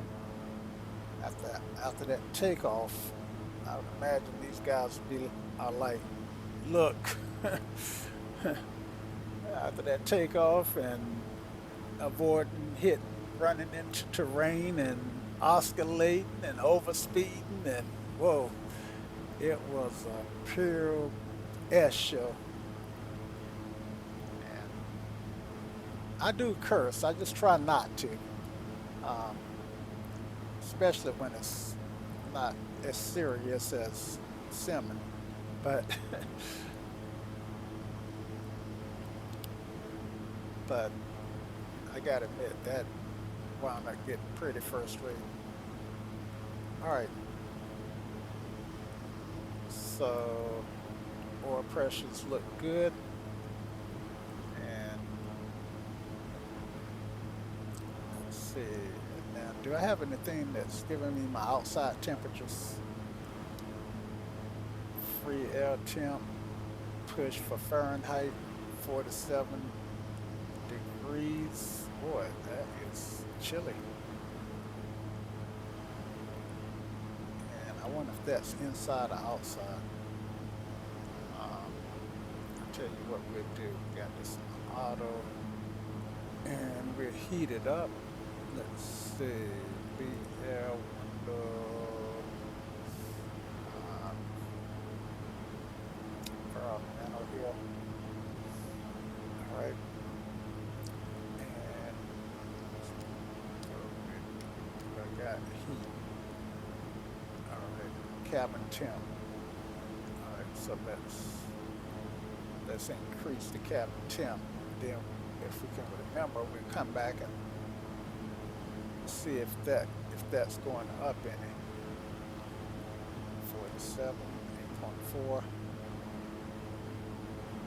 And I'm a Fahrenheit guy, but I do know that 0 degrees Celsius is freezing.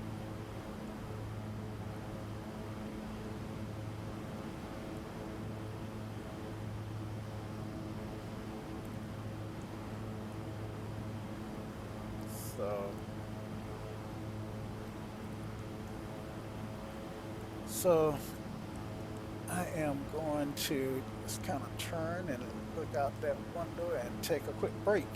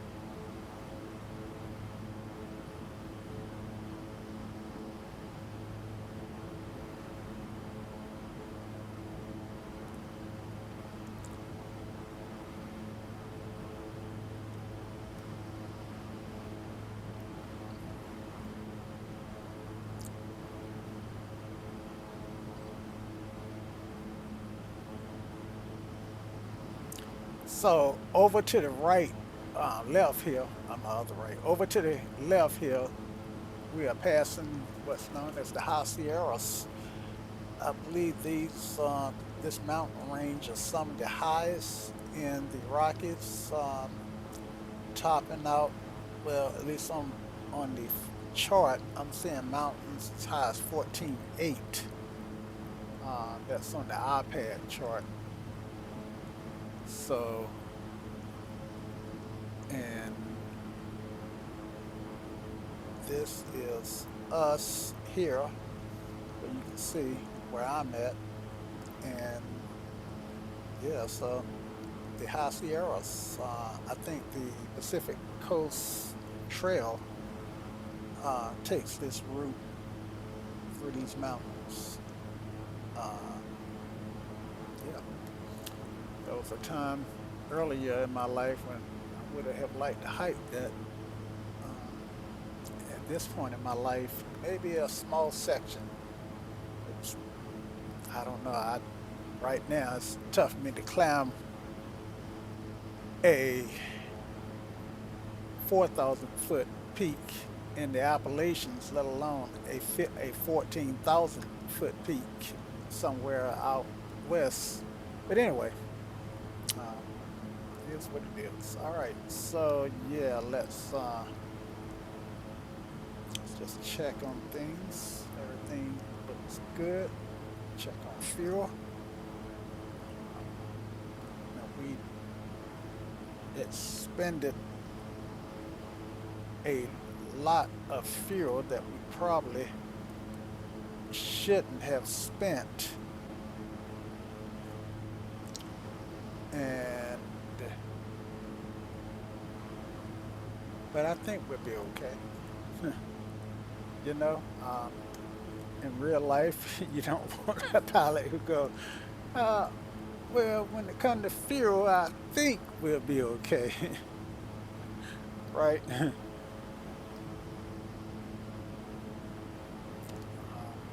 But I still got a ways to go.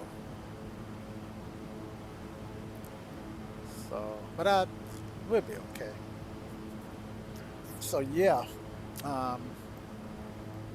Now,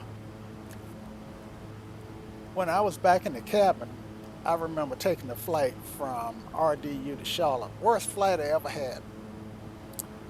I was on my way to Georgia, and I think it must have been a KingAir because the airplane's seat was basically just like this.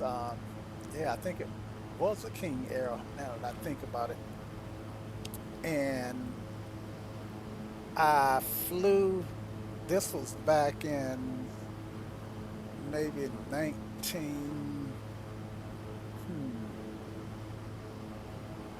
maybe 80, 82, somewhere thereabout.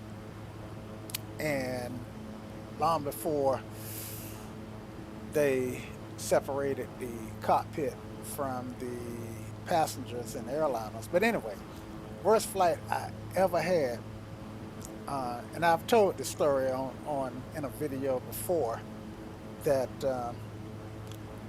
the flight took off like at 7 a.m. and I'm an avid coffee drinker. Anyway, on my way, before I even got on the airplane, I think I had 2 or 3 cups of coffee and a Pepsi Cola. And walking out to the aircraft, I could feel the pressure, having to go to the bathroom, having to let some of that coffee and cola out, building. But I was like, oh, well, you know, they got bathrooms on Greyhounds, and I know they got them on airliners because I've flown airliners before. So surely there'll be a bathrooms tucked away on here somewhere. Anyway, before we could get to cruising altitude, it was like I drank a 6-pack of beer. I was like, you know, I already had chills having to go to the bathroom, and I was basically in a row or so right behind the pilot, and the doors were open. And after, at some point, I got up and asked the pilots, "Is there a bathroom on board?" And they said, "Nope, you gotta hold it. You gotta hold it." And I got up 3 times to ask them for a bath. I think the third time I asked them, "Do you have a urinal?" I mean, golly, guys, talk about chills and pressure. And anyway, when we got to Charlotte, before the aircraft could stop, no, no, no. The King Air was not from Raleigh Durham to Charlotte. It was from Charlotte to Atlanta because um, I had the Pepsi in Charlotte. And of course, I flew an airliner from RDU to Charlotte. So there was a bathroom aboard. And I didn't know anything about commuter flights and how small the aircrafts were. Anyway, golly, I suffered that flight. When we got to Atlanta, before the aircraft could stop taxiing, I jumped up, bumped my head on the overhead beam um, component, and I bumped my head, but I didn't feel it because I was trying to get to the bathroom. I had to go so bad that when I got there, finally, when I got into the terminal and got to the bathroom, I guess it took me a good 3 minutes to get stuff flowing. Painful. Anyway, worst, worst flight that I ever had. And had it not been for that, had it not been for my stupidity for not knowing that I might get stuck on an airplane without a restroom, um, it may have been one of the best flights.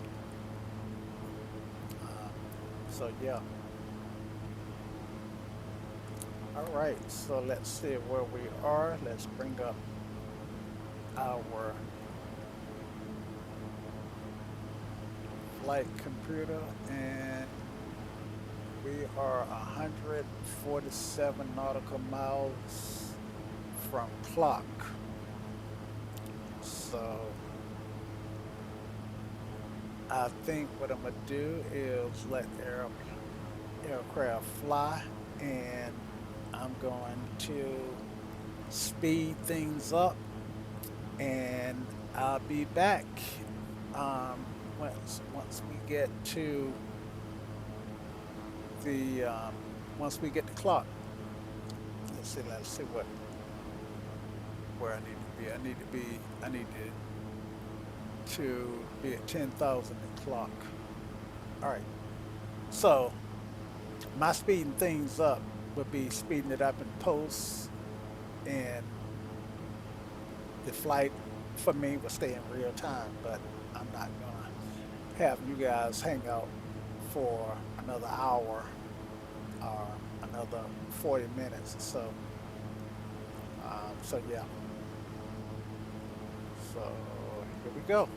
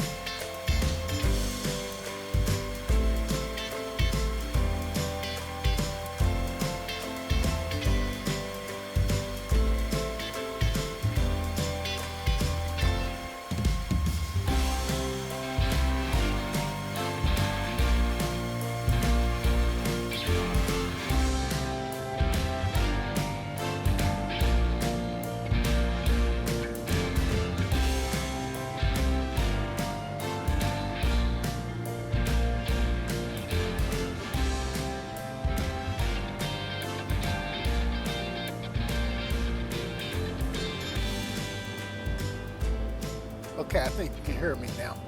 Something has thrown a massive caution, and I suspect that it's the fuel. So, yep.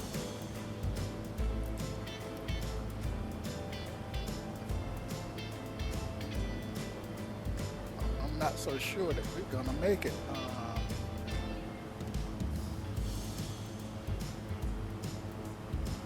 So I'm getting in the yellow arc.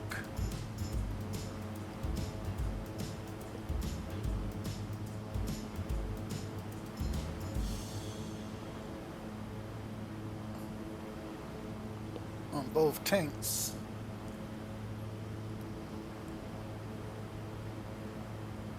So clear up the caution here. And let's see.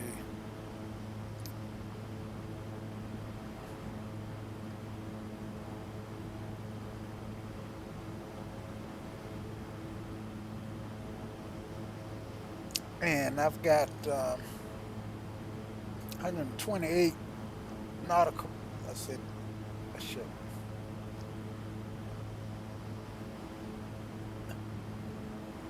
42 nautical miles. Well, about 50 nautical miles to Reno. I might be able to make it.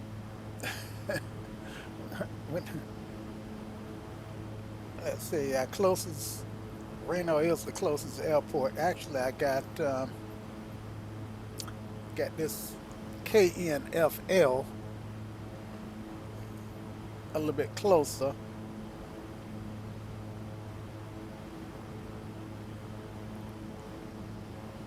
So I think we can make it. We're gonna try.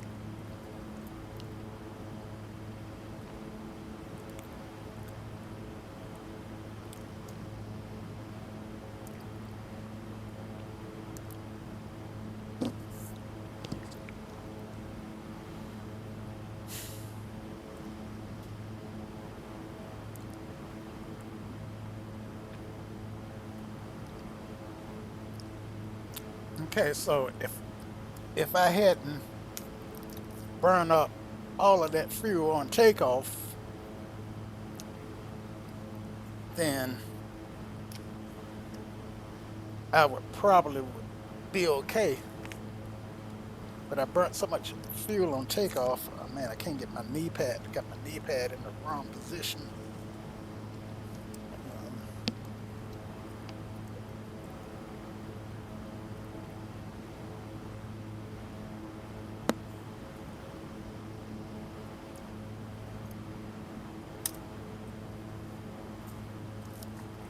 Okay, better. Better. All right.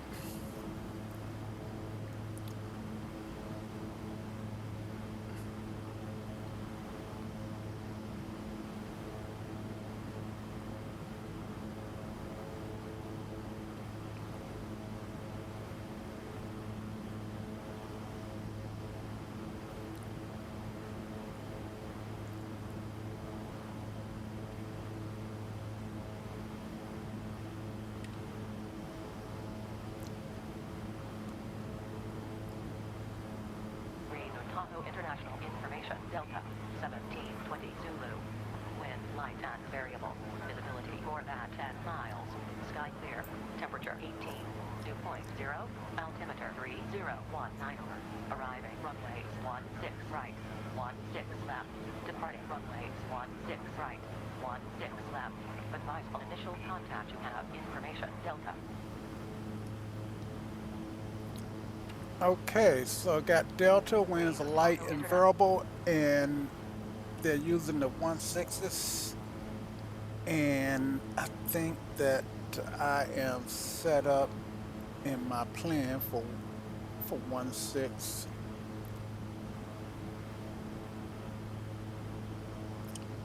Do want to check my plan.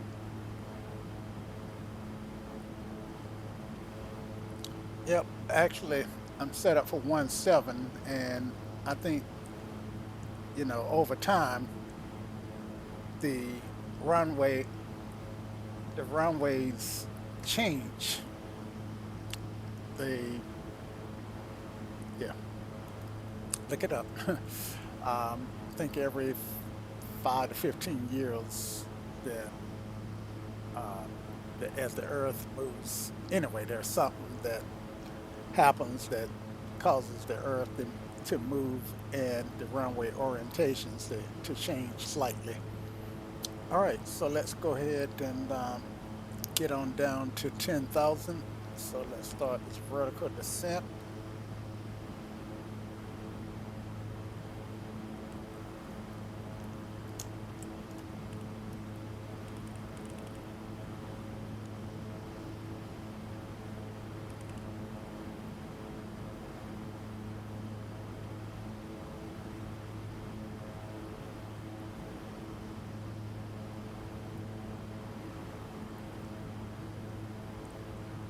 And that's armed. Make sure it was armed. Yep, all armed. All right.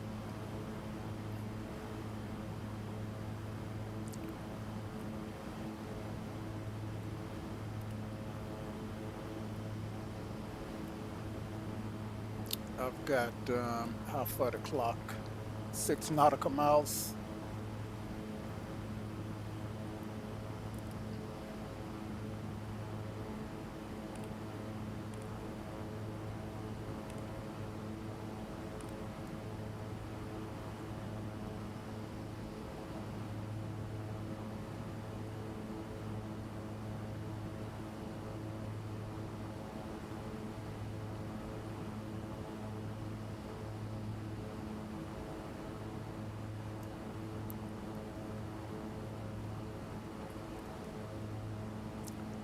The field is at, excuse me, is at 4,000. And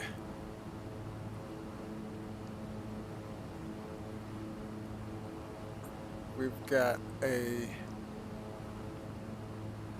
arrival to fly. So I'm at 10,000. Let's go. Let's move this on down to 9,000.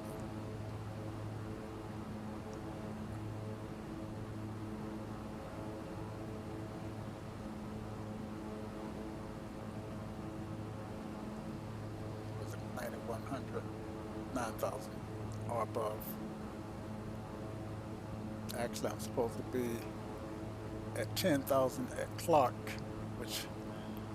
and that was actually mandatory, so I kind of missed the mark on that. But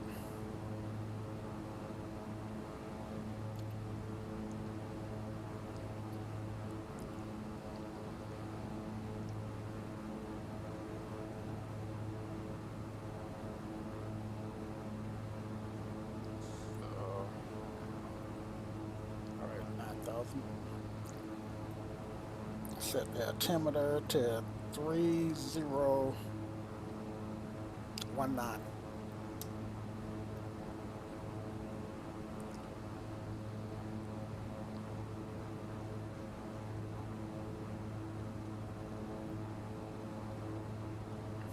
All right.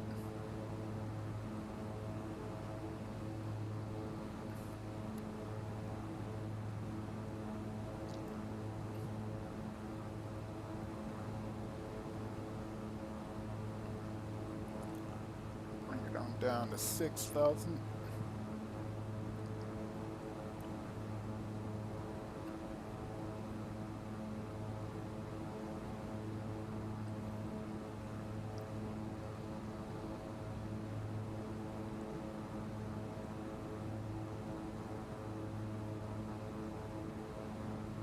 and it's hard for me to see it, so I can imagine it's hard for you guys to see it too. Should start a turn to the left.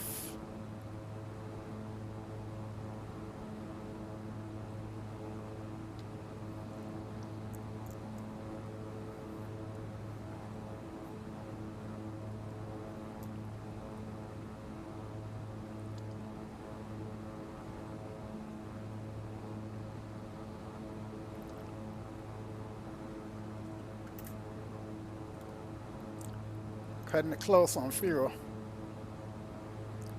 Definitely not enough for a alternative, but the weather's fine, so we shouldn't have too much to worry about.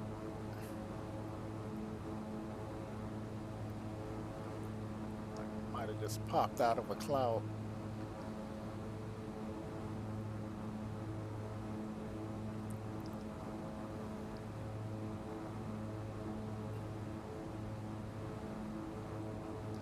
Okay. Come on around.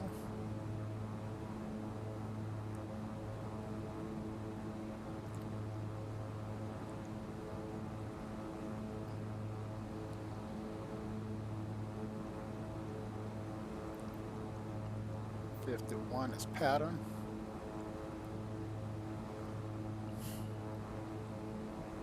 And looks like we just picked up a cloud, and as you can see, I've abandoned the radio.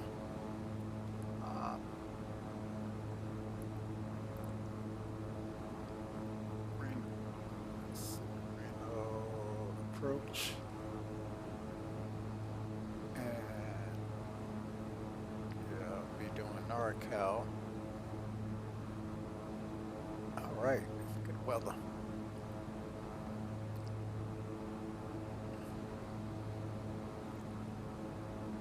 All right, should be seeing my, man, I am pretty high. Okay, it's my airplane. Give me some landing gear. Give me some American flaps. 2365, reduce speed to 170, zone, ascend to maintain 4,000. Speed to 170, ascend to maintain 4,000, American 23.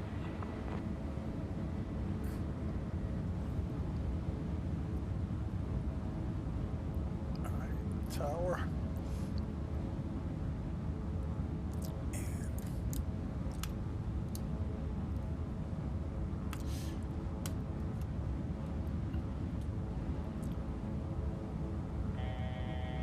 It's my airplane. 1,000 feet to minimums. Kilo 6085 departure, helicopter is in the departure quarter, 27 left line, we'll get you back in a moment. No problem, left line, 125. So my flaps go to 500 feet to 4. minimums. Tower American 1017, Iowa. Visual 67 right. Second 1017 tower, the wind 2807, runway 27 200 feet to minimums. For the land, keep on right, American 1017. 100 feet to minimums. Minimums.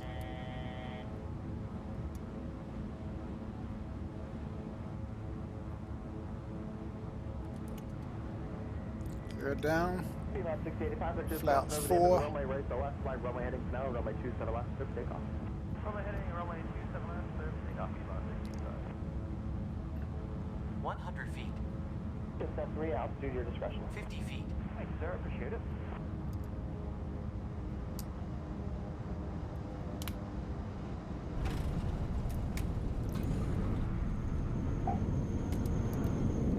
Second 598, tower, runway 27 left, runway. 27 left, line for weight, American 590. American 598, landing 265, on departure, runway 27 left, clear for takeoff. 40 knots. 5, 40 runway knots. 27 left, clear for takeoff, American 590. Second 814 inch off spacing, runway 27 left, line of way. 27 left, line of way. T-Mod 6085 helicopter, no factor, turn left, heading 230, 230, contact departure. Users on the heading over departure. We're going to T-Mod 6085.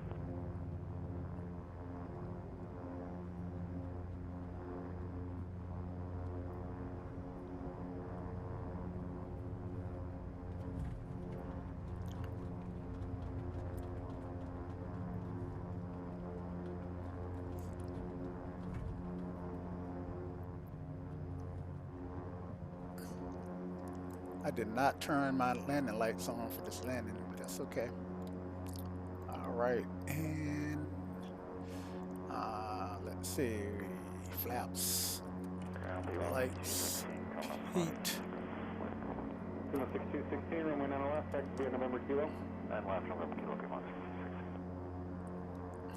66. Heat or heat, are you? There you go. That's T-Mod caution, 6085, 9 left, taxi through via that November Kilo. caution. Okay, Kilo, 9 left. yep.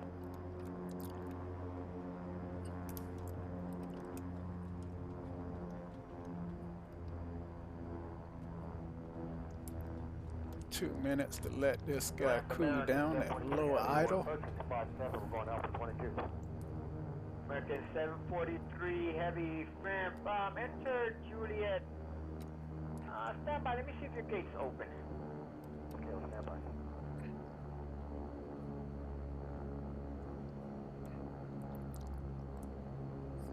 I didn't turn the seatbelt sign on. And you can enter Juliet, American, sorry about that, American 743 heavy, enter Juliet, your gate is open, so your gate Alpha 22. Okay, Juliet, Alpha 22, American 743. American 1632, spot 2, ground 49er. Spot 2, 496. Well, 1632, contact guys, on spot 7, they want you on spot 7. I know that this flight was an air show in terms of taking off, so I promise you I'm gonna make another video flying the KingAir, and I won't make that video until I'm more familiar with this aircraft. And in flying it, that reminds me that I need to get out some videos in the MU, the MU-2 Marquee. So yeah, that's another aircraft that I'm going to have to put some time into. And I just got an email this morning that says that the 737-300 is probably about to drop. The email didn't say that, but it said I did get a license number for it. So yeah, I'm not an airliner guy, but I do want to fly that particular airliner. So that aircraft may introduce me to flying airliners. All right, so we got a marshal over there, and I know he's invisible, but he is right between these two planes. Should have my 2 minutes in.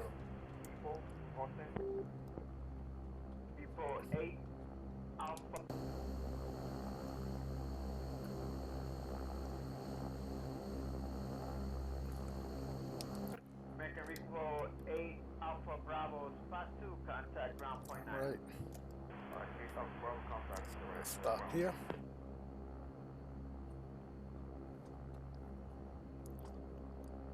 All right. Start turning stuff off. Ground Repo aircraft 8 Alpha Bravo, spot 2, Falcon 4 hard stand. Repo aircraft, see the hard stands, let me know when you're clear, Juliet. Alright, 8 Alpha Bravo, either 4 and we'll go.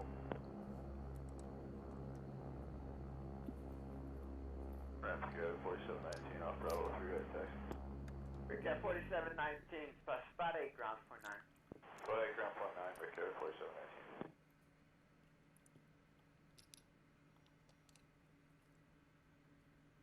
All right.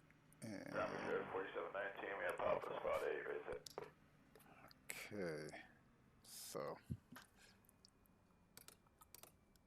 and seatbelt signs are off. Yeah, okay. And open the door. Let these passengers off. Of course, first officer has to do that. And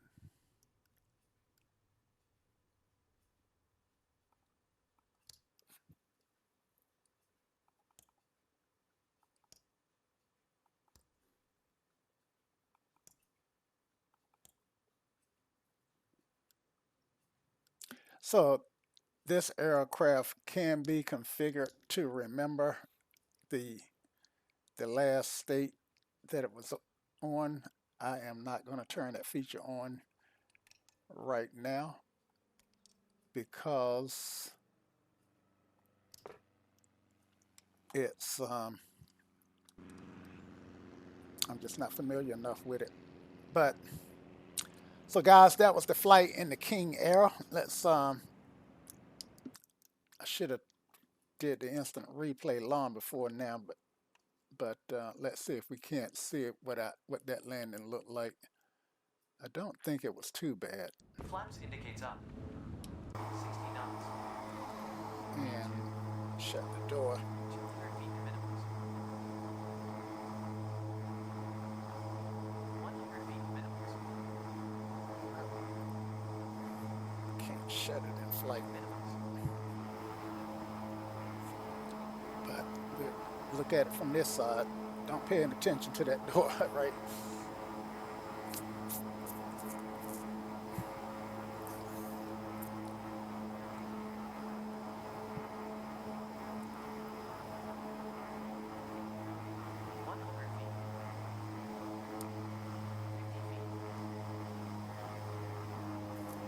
The flare there.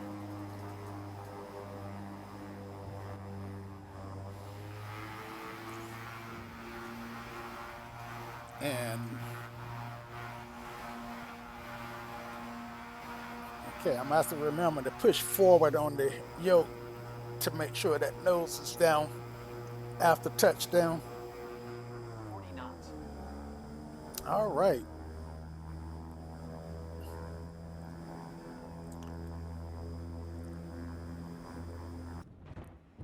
Whoa. That wasn't cool, whatever happened. But I'd already parked the aircraft, so yeah. Anyway, guys, I hope you enjoyed that. And until next time. Y'all come back now. Here.